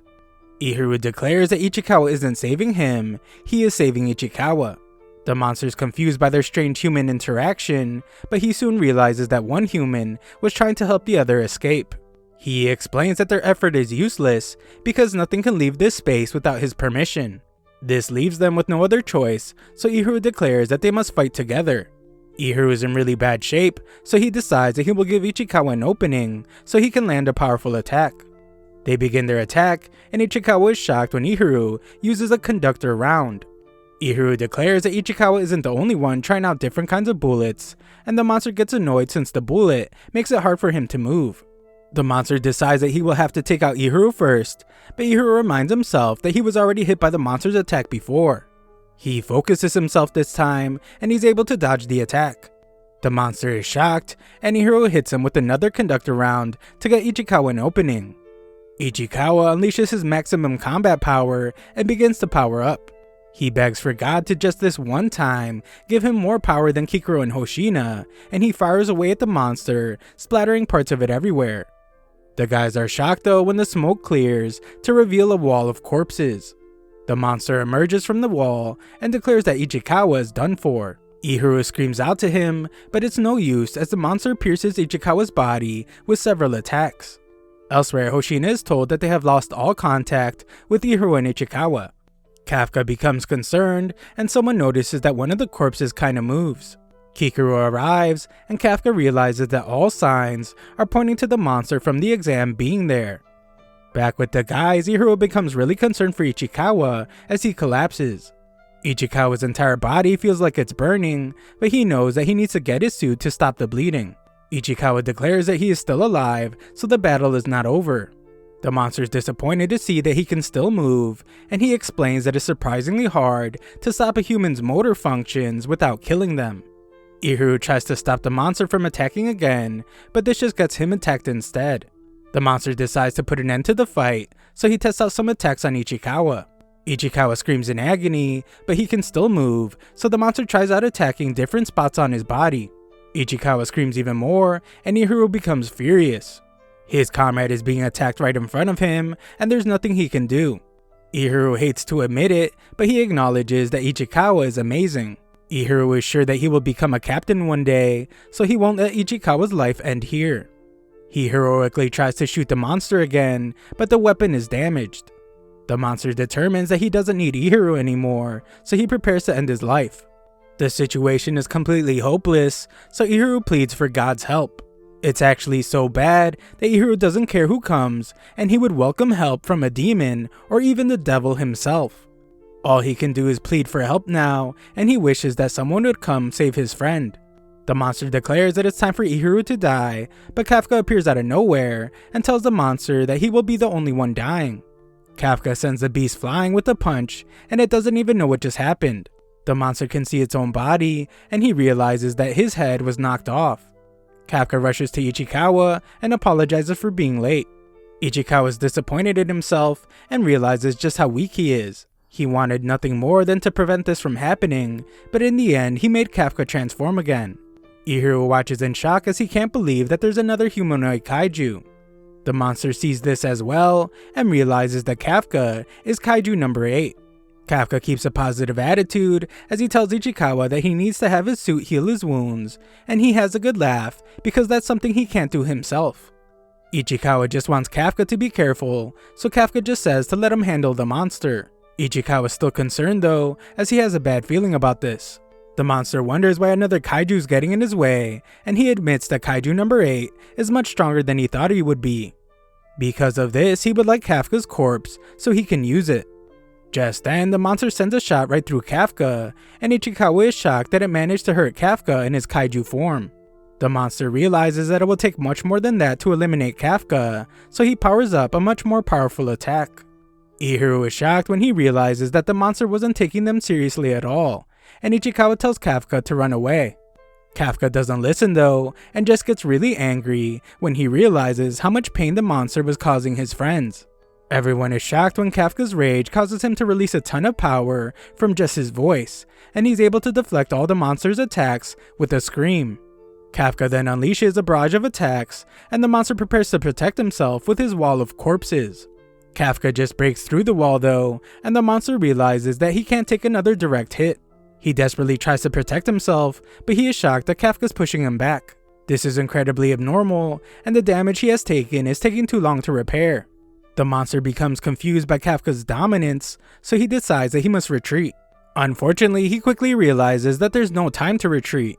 Kafka mounts himself to the ground to brace himself for his next attack, and he points out that the monster's core is in its torso. He tells the monster to brace himself as he's about to punch a hole right through him. The monster realizes that it's in a really bad spot, and Kafka does as promised by unleashing an attack so powerful that it sends the monster across the city. The monster's practically falling apart now, and it realizes that its core is completely exposed. Kafka declares that this fight is over, but he's interrupted. Some members of the defense force arrive, and they announce to everyone that they have discovered a humanoid kaiju. Elsewhere, Kikuru fights and defeats another kaiju. She thinks about how Kafka told her that he was going to find Ichikawa and Ihiru. She didn't think he would be able to find them since all contact was lost with them, but Kafka assumed that they were with the monster. He's able to sense monsters nearby, so he left Kikuru to handle things while he was gone. Just then, Kikuru overhears that a humanoid kaiju has been discovered. It matches the description of kaiju number 8, so Hoshina sends a neutralization unit to its location, and Kikuru calls Kafka an idiot. Back with Kafka, the monster uses the tense moment to get away. He declares that he knows how kaiju number 8 works now, so he will kill him the next time they meet. The monster attacks the defense force officers, but Kafka protects them. The monster is surprised that Kafka behaves like a human, even though he's a kaiju, and he vows that they will meet again one day. Kafka refuses to be caught, so he launches himself into the air to get away. He's disappointed that the monster got away, but he's glad to have rescued his friends. Just when Kafka thinks he got away, he is shocked when he is found by Hoshina. Hoshina declares to everyone that he has made contact with kaiju number 8, and everyone is stunned. Hoshina is upset because he thinks that kaiju number 8 was the one that hurt his men. Ichikawa overhears this, and he wishes that he could tell Hoshina that kaiju number 8 is actually their comrade. He can't though, so Hoshina begins to attack Kafka. His attacks are incredibly dangerous, and they push Kafka back. Kafka realizes that Hoshina wasn't lying before, he really is good at fighting smaller kaiju. Hoshina can tell that kaiju number 8 is pretty strong because he survived his attacks, but Hoshina decides that it's time to stop messing around.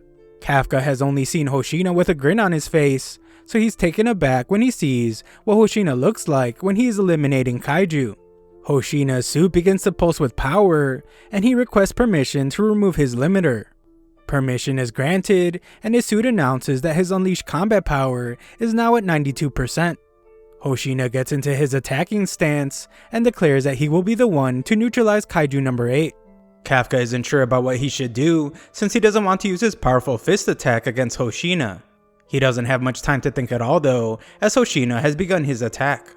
Kafka realizes that he won't be able to survive if he holds back, especially because Hoshina is so quick that Kafka can't harden his body fast enough to protect himself. Hoshina is not as strong as the humanoid kaiju, but he's definitely faster. Kafka was amazed by Kikuru's speed, but Hoshina is clearly on another level. Hoshina lands a devastating attack, and Kafka wonders if Hoshina is using an attack that he can't see. Hoshina announces that he has located kaiju number 8's core, and Kafka heals himself. Hoshina doesn't move like a human, but Kafka reminds himself that he isn't a normal human either. The problem is that regenerating uses a lot of stamina, so he can't take any more hits. As Hoshina continues his attack, he thinks about how kaiju number 8 has a fortitude of at least an 8, and this would make him a Daikaiju.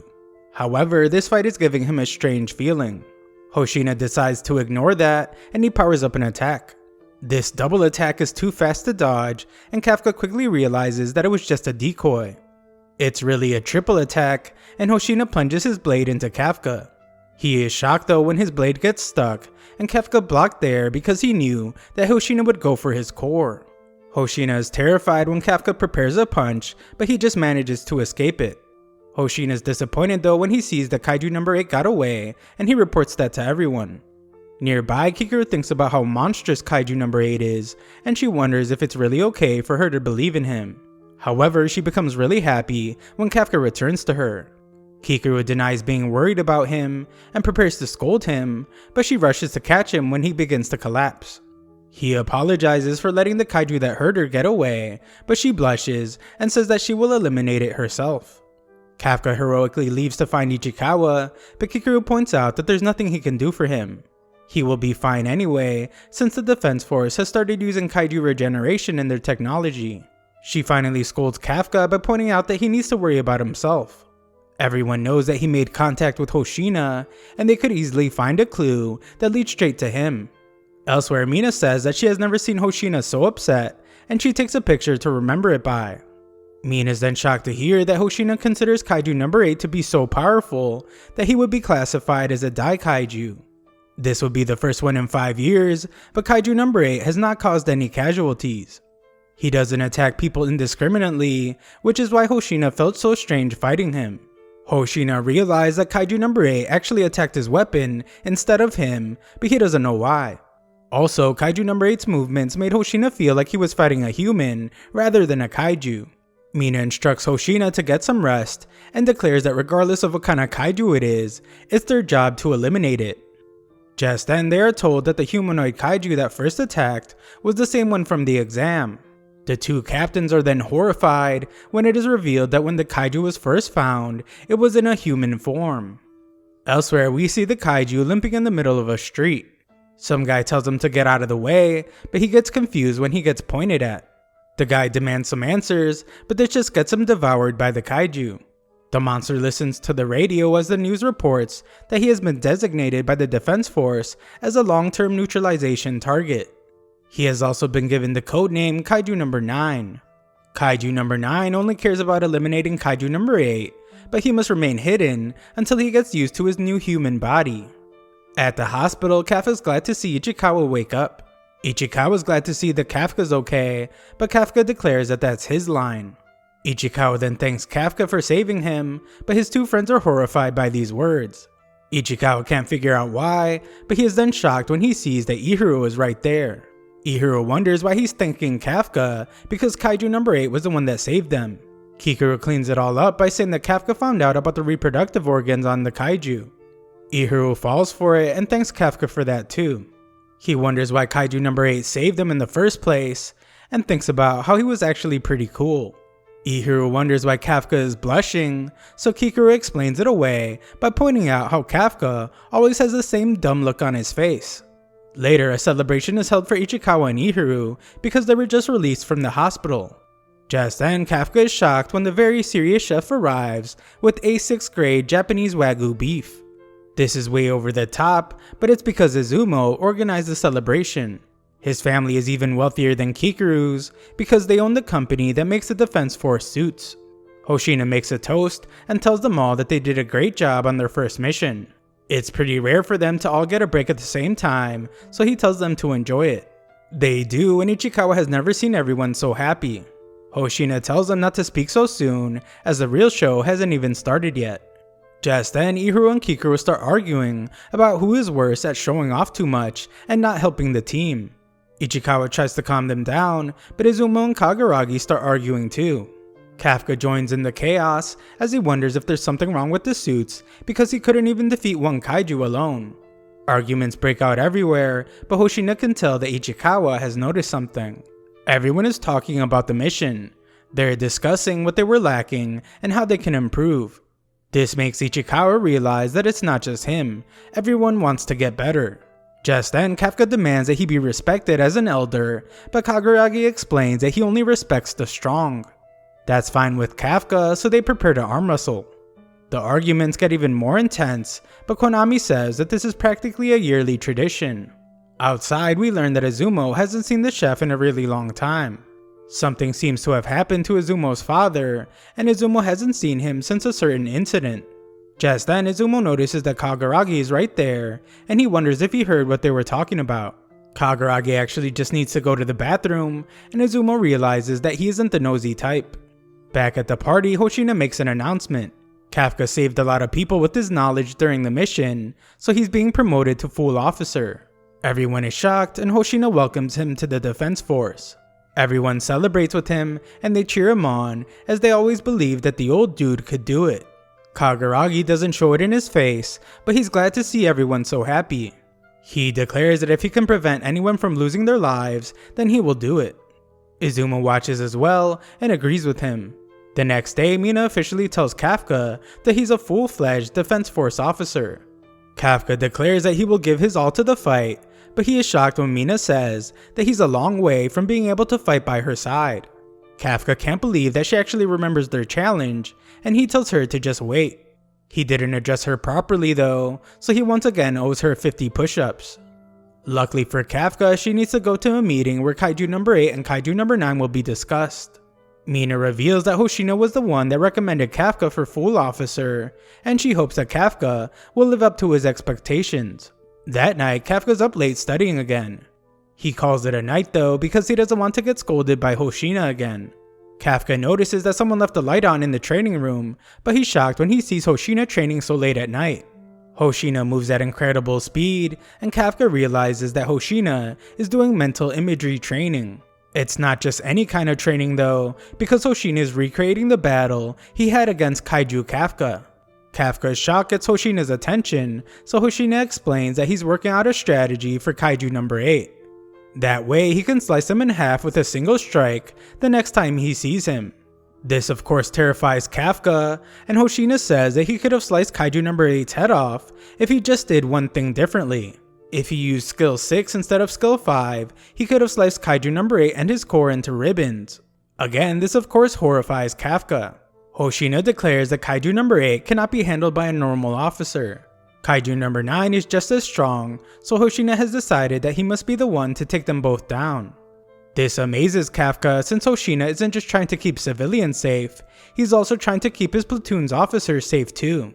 In his admiration, Kafka declares that he will do his best to help in the fight.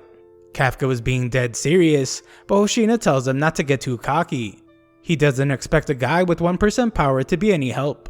Kafka says goodnight as he leaves, but he's surprised when Hoshina tells him that he can have 1% of his expectations. The two call it a night, but we see that a group of terrifying kaiju are in the sky. They're under the command of some powerful looking monster, and he instructs the kaiju to begin their descent. A while later, Hoshina thinks about how Kaiju number 8 moves like a human. Then there's Kaiju number 9, who could speak and disguise itself as a human. Hoshina's really concerned because something strange seems to be happening with the kaiju. Elsewhere, Kafka thinks about what Hoshina told him and determines that he can't let him down. Kafka heads to bed, but he's shocked to see fire raining down from the sky. An incredible amount of fireballs begin to destroy the base, and Kafka's teammates wake up to see the base in turmoil. Konami reveals to Hoshina that they're seeing dozens of kaiju inside the base. Kaiju are attacking them from the air, and each one of them have a fortitude over 6. What's most terrifying though is that they're all Hanju. On the ground, one of these monsters terrorizes the base as it unleashes a powerful attack. Mina's away, so Hoshina declares that he will be giving the orders for now, and he tells all hands to prepare for combat.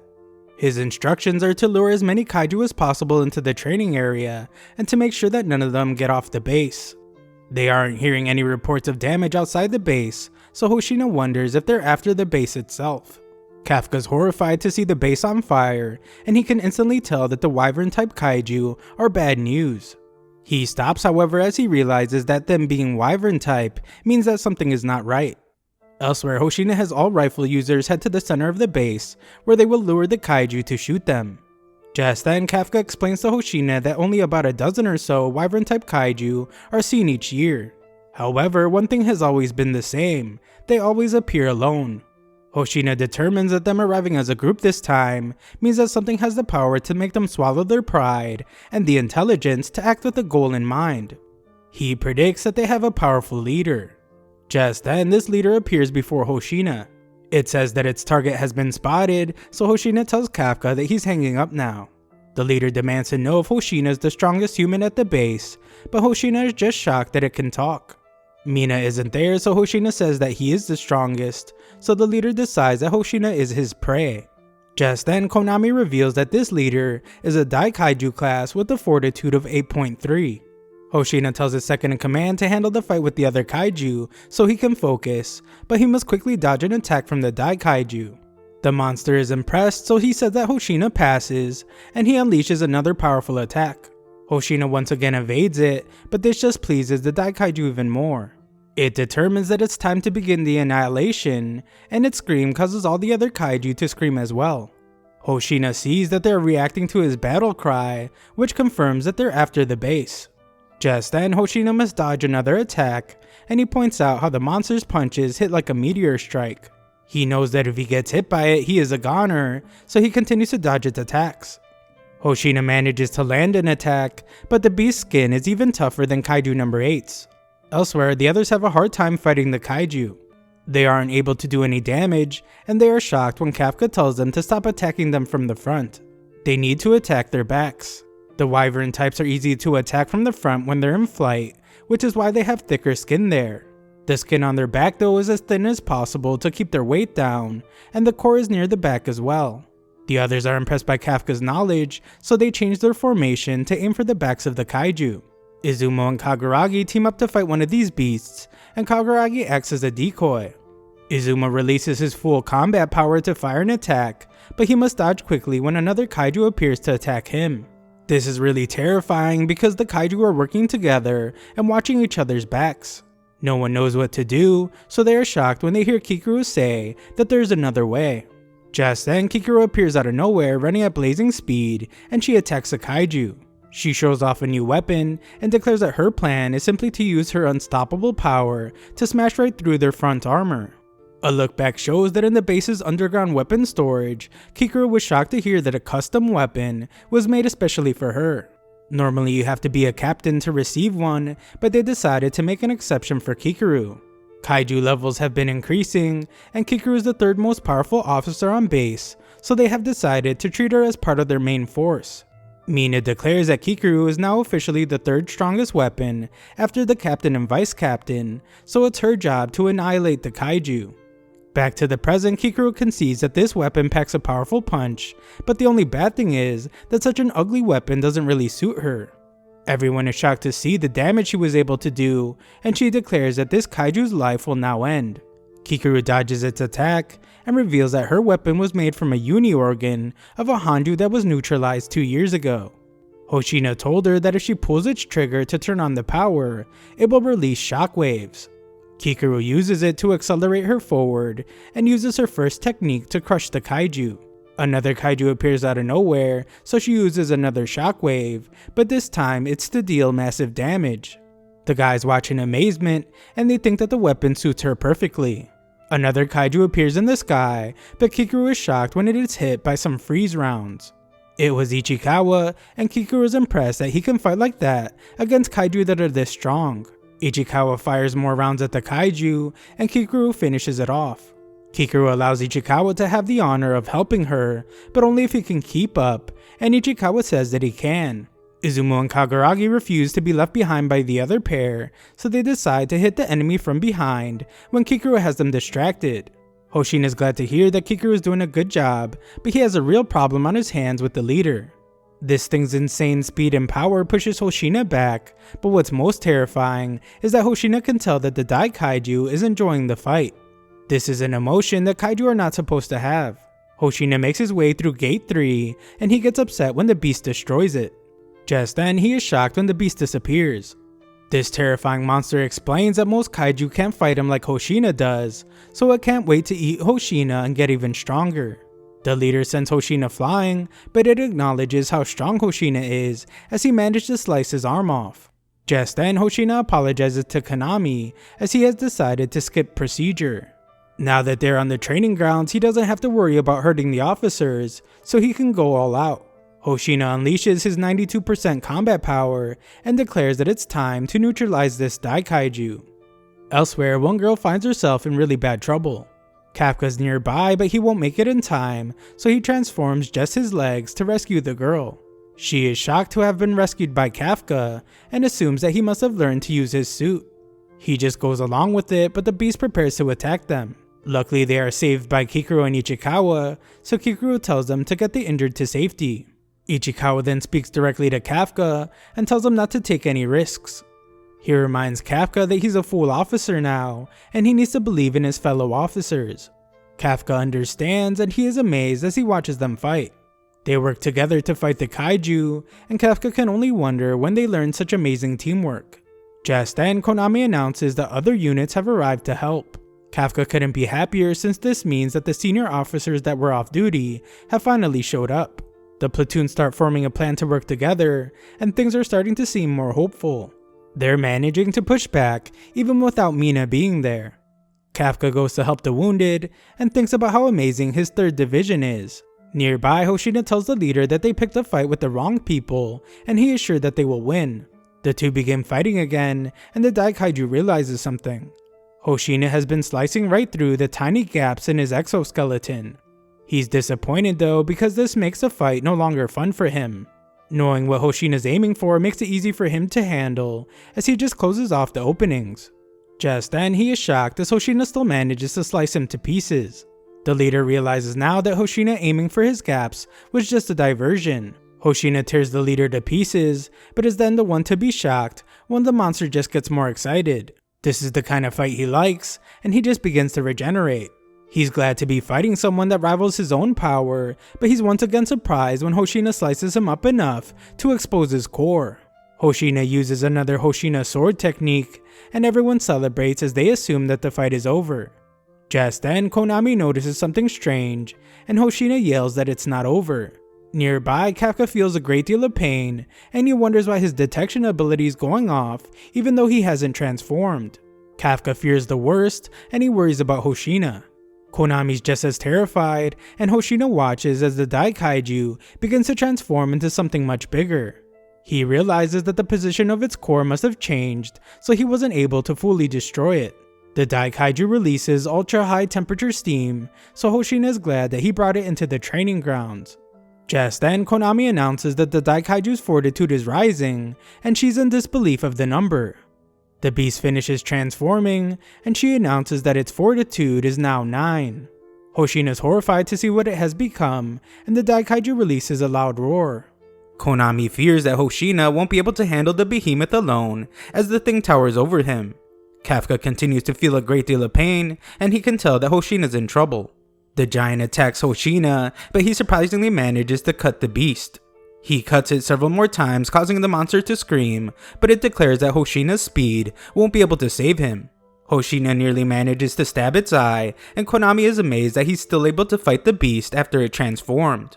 Hoshina is moving at incredible speeds, but his blades aren't cutting all the way through, and that is why he hates giant kaiju.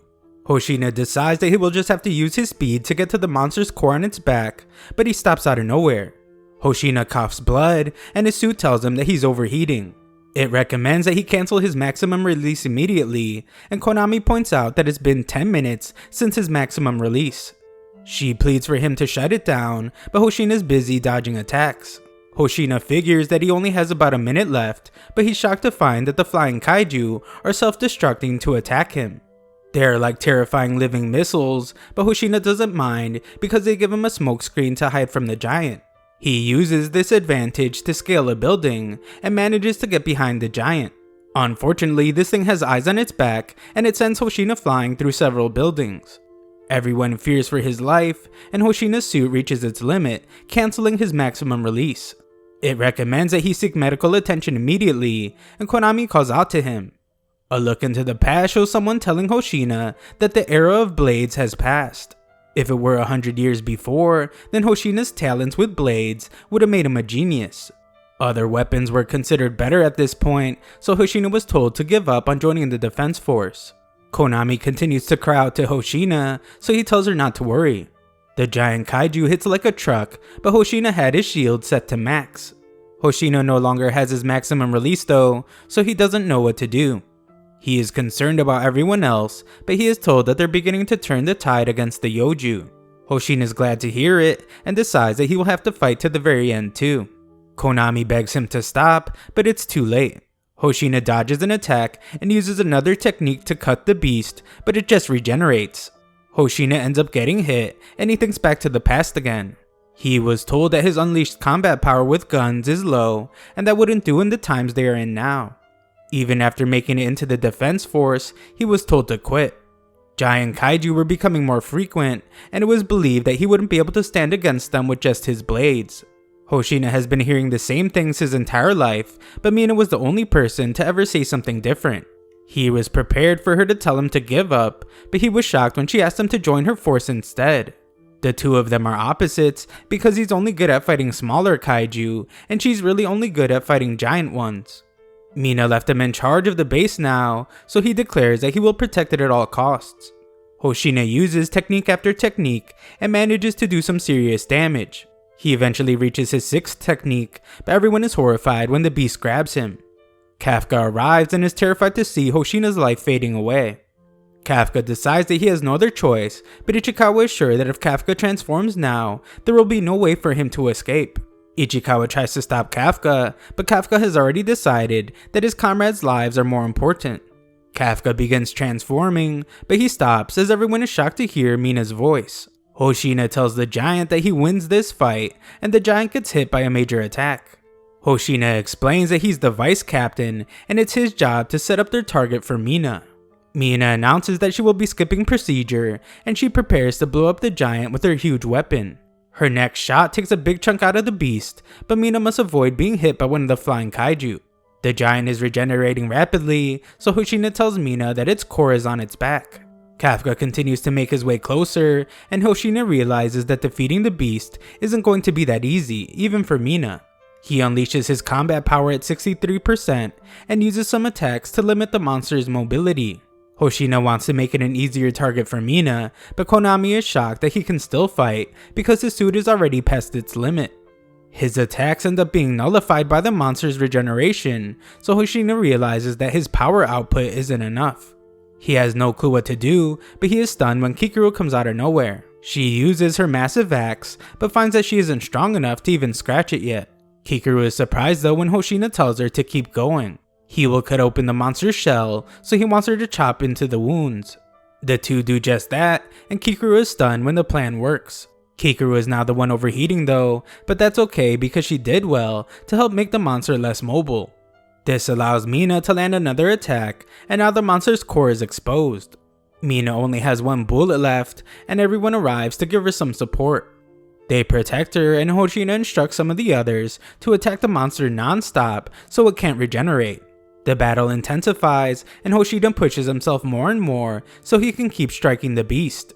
Hoshina's body can barely keep going, but he's determined to slice open a path. He refuses to give up because he knows that this is the only way he can leave his mark. Just then, the monster's nearly about to eat him, but Mina thanks him for a job well done, and she declares that she was right to make Hoshina her vice captain. Mina's unleashed combat power goes to 96%, and she prepares to fire her most powerful attack. Hoshina tells the giant that he picked the wrong people to mess with, and Mina's attack blows the monster to pieces. Konami announces that the Hanju is down, and everyone celebrates. Hoshina helps Kikuru up, and Kafka admires his captain Mina. He gets really emotional as he declares that this is the defense force that he wanted to be in since he was a kid. The captains are amazing, and Kafka hopes to stand by their side one day. Ichikawa tells him that his face is a mess, but Kafka says that he's just a bit emotional. Ichikawa points out that they're just getting started themselves, and the two agree to do their best. Hoshina wants to handle the rest of the Yoju, but Mina tells him that he needs to get some rest. Mina is told that she needs to rest as well because she only has 1% left in her suit before it overheats. Just then, Mina's tiger senses something, and everyone is shocked when they see something terrifying in the sky. It quickly becomes clear that this is why the giant did its battle cry, and Konami announces that the thing's power level is rising. The monsters are diving into the thing and creating a giant Yoju bomb. Its damage will be equivalent to a nuclear bomb, and Hoshina must tell the others not to shoot at it. Mina wants everyone to evacuate, but Hoshina can tell that there's no time. The giant calls out to Hoshina and points out that their fight will actually end in a draw. Just then, someone rushes towards the bomb, and Ichikawa begs Kafka not to do what he's planning. Hoshina tries to stop him as well, and explains that there's nothing Kafka can do. Hoshina stops, however, and is shocked to see how fast Kafka is moving. He's moving at an insane speed, and this is not what 1% unleashed combat power looks like. Everyone is then in absolute disbelief when Kafka transforms right in front of them, and Konami announces that they are detecting a gigantic signal. It has a fortitude of 9.8, and she explains that this creature is Kaiju number 8. Hoshina's mouth nearly hits the floor from shock, and he thinks about how he knew that something wasn't right. He was always suspicious of Kafka, but he liked him too much and turned a blind eye to his suspicions. The transformed Kafka apologizes to Hoshina in his mind for lying to him, and to Kikuru because she did such a good job keeping his secret. He says sorry to Ichikawa as well because he won't be able to keep his promise. Kafka then thinks about Mina, and he prepares to do something crazy.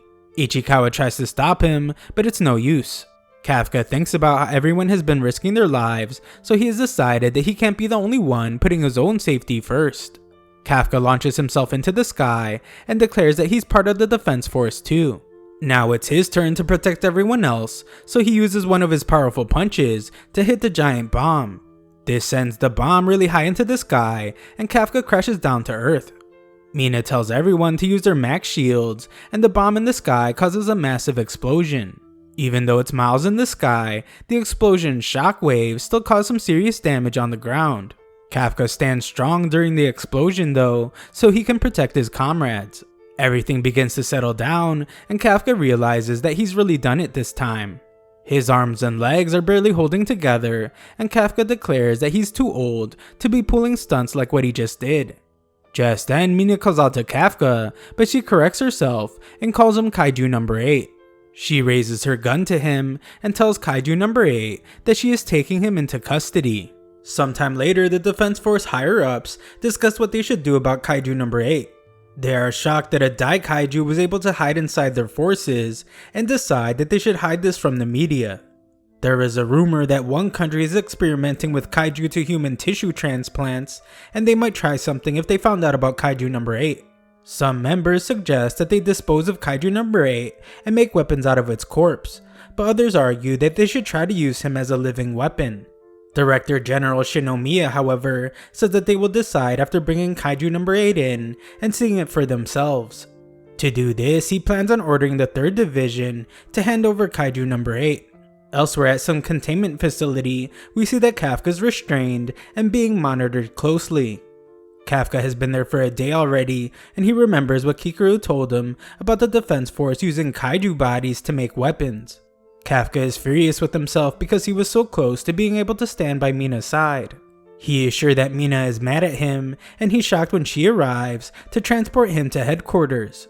Kafka tries to apologize to her, but Hoshina silences him. As he is transported, Kafka realizes that he can't blame them for treating him like this because he kept such a crazy secret from them. Kafka is taken outside, and we see that everyone from the 3rd Division is there. Kafka can't even look Ichikawa in the eyes though, because he is sure that Ichikawa is mad at him. Ichikawa tried so hard to look out for him, so Kafka hopes that he will forgive him. As Kafka boards the transport, he realizes that everything is really over. However, Ichikawa shockingly steps forward and declares that he has faith that Kafka will return. What's even more surprising though is that Mina seems really calm, and she tells Kafka that there are no cameras in the room. She was of course shocked to see Kafka as a kaiju when he rushed in to save everyone, but she also thought about how that's just like him. Mina then reveals that they are putting together a case to defend Kafka. They hope to prove that he's still human so that they can save him. Kafka is then shocked when she explains that not a single person in the 3rd Division thinks of him as an enemy. Mina begins to read him his rights, but Kafka just wants to know if he can still try to stand by her side. Mina calmly says yes and declares that she will always be waiting for him. Kafka gets really emotional and the transport leaves. Hoshina calls him a fool and has everyone in the 3rd Division salute as he leaves. Some old guy wonders what Hoshina thinks he's doing, but Hoshina cleverly says that he's just saluting Captain Mina. At headquarters, Kafka is sealed away behind several barriers. Several days later, we see that the other members of Kafka's platoon are really upset. Ihiro tries to keep everyone's spirits up by joking that Kafka's the only kaiju with a beer belly, but Ishikawa doesn't even crack a smile. Some members sadly share stories about Kafka saving their lives, but Kaguragi points out that they don't make the decisions. The Neutralization Bureau will be the ones deciding Kafka's fate. A human turning into a kaiju is a really big deal, and if it gets out, then it will lead to a worldwide panic. People would have to live their lives wondering if the person standing next to them is a kaiju. This is a terrifying thought, so the group realizes that it's too much for them to get involved with. Elsewhere, Mina asks Konami to do something for her. Konami is shocked to see what she's asking for, but she assures Mina that she can handle it. Hoshina is asked what he thinks will happen to Kafka, and he simply says that he will need Kafka back with him. When he was fighting Kafka, Hoshina could tell that he wasn't using his full strength. This really upsets him, so Hoshina declares that next time, they will fight for real. Elsewhere, Kikaru goes to see the Director General, who is her father, and she formally requests that Kafka not be eliminated. She reveals that he saved her life, but the director doesn't want to hear about her failures. He then shows her x-rays of Kafka's chest, and they reveal that while he made it look like a heart, Kafka actually has a core. Kikaru is shocked, and the director declares that Kafka is no human. He is a kaiju, just like the one that eliminated Kikaru's mother. Kikaru is horrified to hear this, and the director just tells his daughter to leave. Kikaru gets ready to leave, but first she declares that she still wants to believe in Kafka. In his cell, Kafka gets ready for another physical exam, but just wishes he could get a nice bed to sleep in. He thinks about how he has so much to tell his friends, and decides that he can't give up no matter what. Back with the others, Mina tells them that they will temporarily be split up and sent to other divisions. Their base has been destroyed, and it's no longer suitable as a place to train new recruits. The higher-ups are concerned about all the Daikaiju appearing because they feel that this may be a chain of connected incidents. There is a possibility that more will appear, so Mina tells the guys that they must be ready because they are the key to stopping the Daikaiju. Mina reveals that is why they will be taking the top rookies and training them across division boundaries. Izumo's quite the critical thinker though, as he assumes that the higher-ups are actually just splitting up everyone who is close to Kafka so they can be monitored. Ihiro refuses to take part if that's the case, but Mina assures them that this plan has been under consideration for some time. The guys are relieved, but they are still hesitant to leave the 3rd division because they like it so much.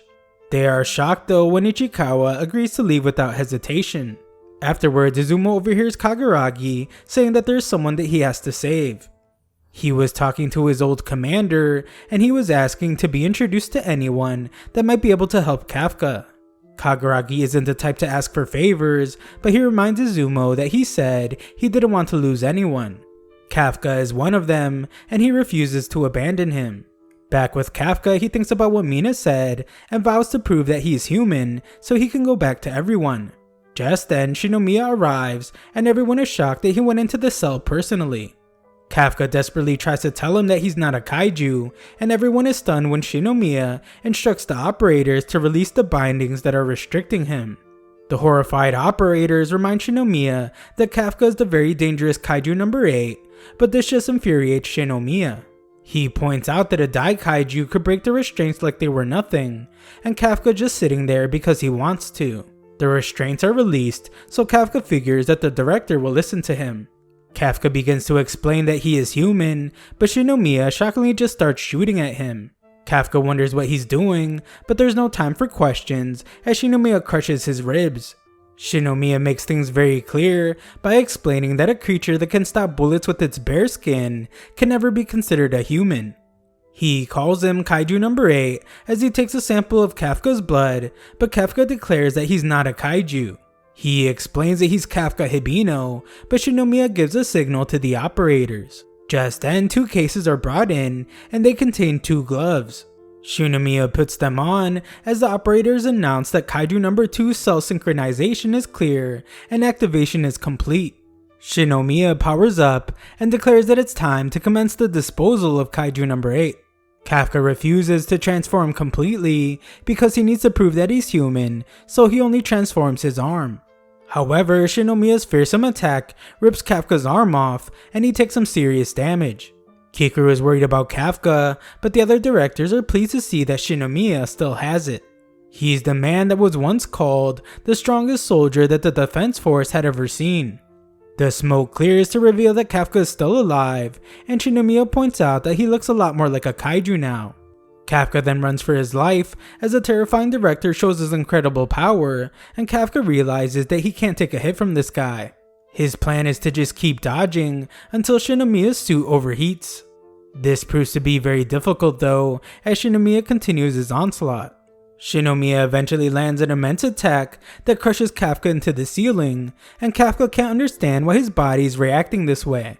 It's the same as when he fought the Daikaiju. Kafka is confused by this because there are no Daikaiju around, but he's then horrified when he realizes what's going on. Another director explains that several years ago, the country was nearly destroyed by Kaiju number 2. It was only the second Kaiju to ever be given a number. It had incredible power, and Shinomiya's suit and arm were made from Kaiju number 2. What's even more incredible is that Shinomiya is the only person that has ever been able to use them. Shinomiya is dealing some serious damage, so Kafka can't take any more. He tries to escape, but he's shocked to find that Shinomiya has removed his legs somehow. Kikaru screams out to Kafka as Shinomiya lands a devastating blow, but everyone is shocked when Kafka finally transforms completely. Shinomiya is glad that the kaiju has finally shown his true self, and Kikuru can tell that something is wrong. Kafka hasn't said a single word, and instead he lets out a monstrous roar. This shatters everything in the surrounding area, and Kikuru is sure that something is not right. Deep down inside Kafka, we see that he can no longer control his body. He's horrified to see that he's transforming into more of a monster, and the kaiju that entered his body keeps telling him to eliminate everyone. Kafka's body rushes to attack Shinomiya, and Kikuru calls out to Kafka. Sometime before all this, we see that Ihiro is worried about Ishikawa as he might be working out too hard. Ichikawa agreed to go to another unit, and Ihiro wonders if he isn't worried about Kafka. Ichikawa explains that he wants to get stronger, and he must do it as quickly as possible. He can't do that if he stays, so he has to leave so he can protect Kafka next time, instead of Kafka having to protect him. Ihiro refuses to lose to Ichikawa, so he vows to train hard too. The platoon leaders arrive and explain that today is the day that it will be decided what will be done to Kafka. They're optimistic because they all wrote letters on Kafka's behalf. Mina has been summoned to headquarters as well, so they all think it's to give her good news. Mina arrives at headquarters and is told to wait as the Director General is currently examining Kafka. She goes to take a seat, but she is told that she's only there as an observer and there is no seat for her there. Back with Kafka, we once again see him going crazy, and Kikuru tries to remind him that he is human. Shinomiya dodges Kafka's attack and can tell that Kafka is just an animal. He doesn't care about leaving openings after his attack. The reason why becomes clear when Kafka breaks his back to rotate and launch another attack. Shinomiya is shocked because Kafka used an attack that destroys his own body, knowing that he can regenerate. Kafka tries to stop himself, but it's no use as he unleashes a barrage of attacks. Shinomiya manages to create some distance, but he knows that his life would have ended if it wasn't for his armor. He uses an attack to send Kafka flying, but he's shocked to see that Kafka used his body as a decoy and regenerated from his core behind him. This style of fighting is too much for Kafka, and he fears that he won't survive. The two fighters collide, and everyone is shocked by how much damage the shelter is taking because it's as strong as can be.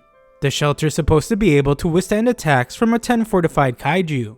This amount of damage does make sense though, because kaiju number 8 is pretty much fighting kaiju number 2.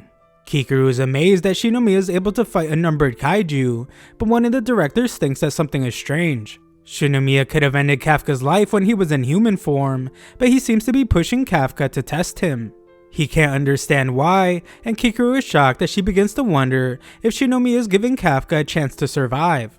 Elsewhere, Kagaragi makes his case for why someone's background doesn't matter. Their actions are what's most important, and Kafka saved his life before. Izumo finally agrees with him and looks at his father's phone number. Back at the fight, the intensity escalates and Shinomiya takes some serious damage. The directors become concerned as it becomes clear that kaiju number 8's fortitude is surpassing everyone's expectations. Kafka realizes that he has to stop himself, but it's no use. The fight rages on and it only gets more and more dangerous. Shinomiya lands a powerful attack, but this enrages the beast. Kafka begs it to stop, but his kaiju body just takes a hold of Shinomiya. Kafka is sure that he will end up taking Shinomiya's life, and he sees how terrified Kikuru is. Kafka vows not to take her father's life right in front of her, but his kaiju body just keeps attacking. Kikuru remembers the promise she made to eliminate Kafka if he started hurting humans, but she still wants to believe in him. She screams for Kafka not to give in to his kaiju form, so Kafka fights hard to go against it. The kaiju is too much for him to overcome though, and Kafka realizes that this is just how things always go for him. He always screws up at the most important moment. This proves to be the case once again as the kaiju eats him. Kaiju number 8 prepares its next attack, and Shinomiya determines that all is lost as what he was hoping for won't happen. Kafka's body floats away as he has lost hope as well, but he's shocked when he envisions Mina reaching out to him. He remembers that she said she would always be waiting for him, and Kafka's determination is restored. Blood flies everywhere as Kikuru watches kaiju number 8 attack, but the blood is coming from the beast. Everyone is shocked because Kafka just punched himself right through the chest. Kafka declares that he's not kaiju number 8, he's Kafka Hibino. Everyone watching has gone silent from shock, and Kafka collapses. He reverts back to human form, and Shinomiya must tell one of his men named Narumi to put his weapon away. Narumi begrudgingly does, and we learn that he is the Defense Force 1st Division captain. He points out that Shinomiya never signaled for backup, so he thought that he was trying to get his life ended.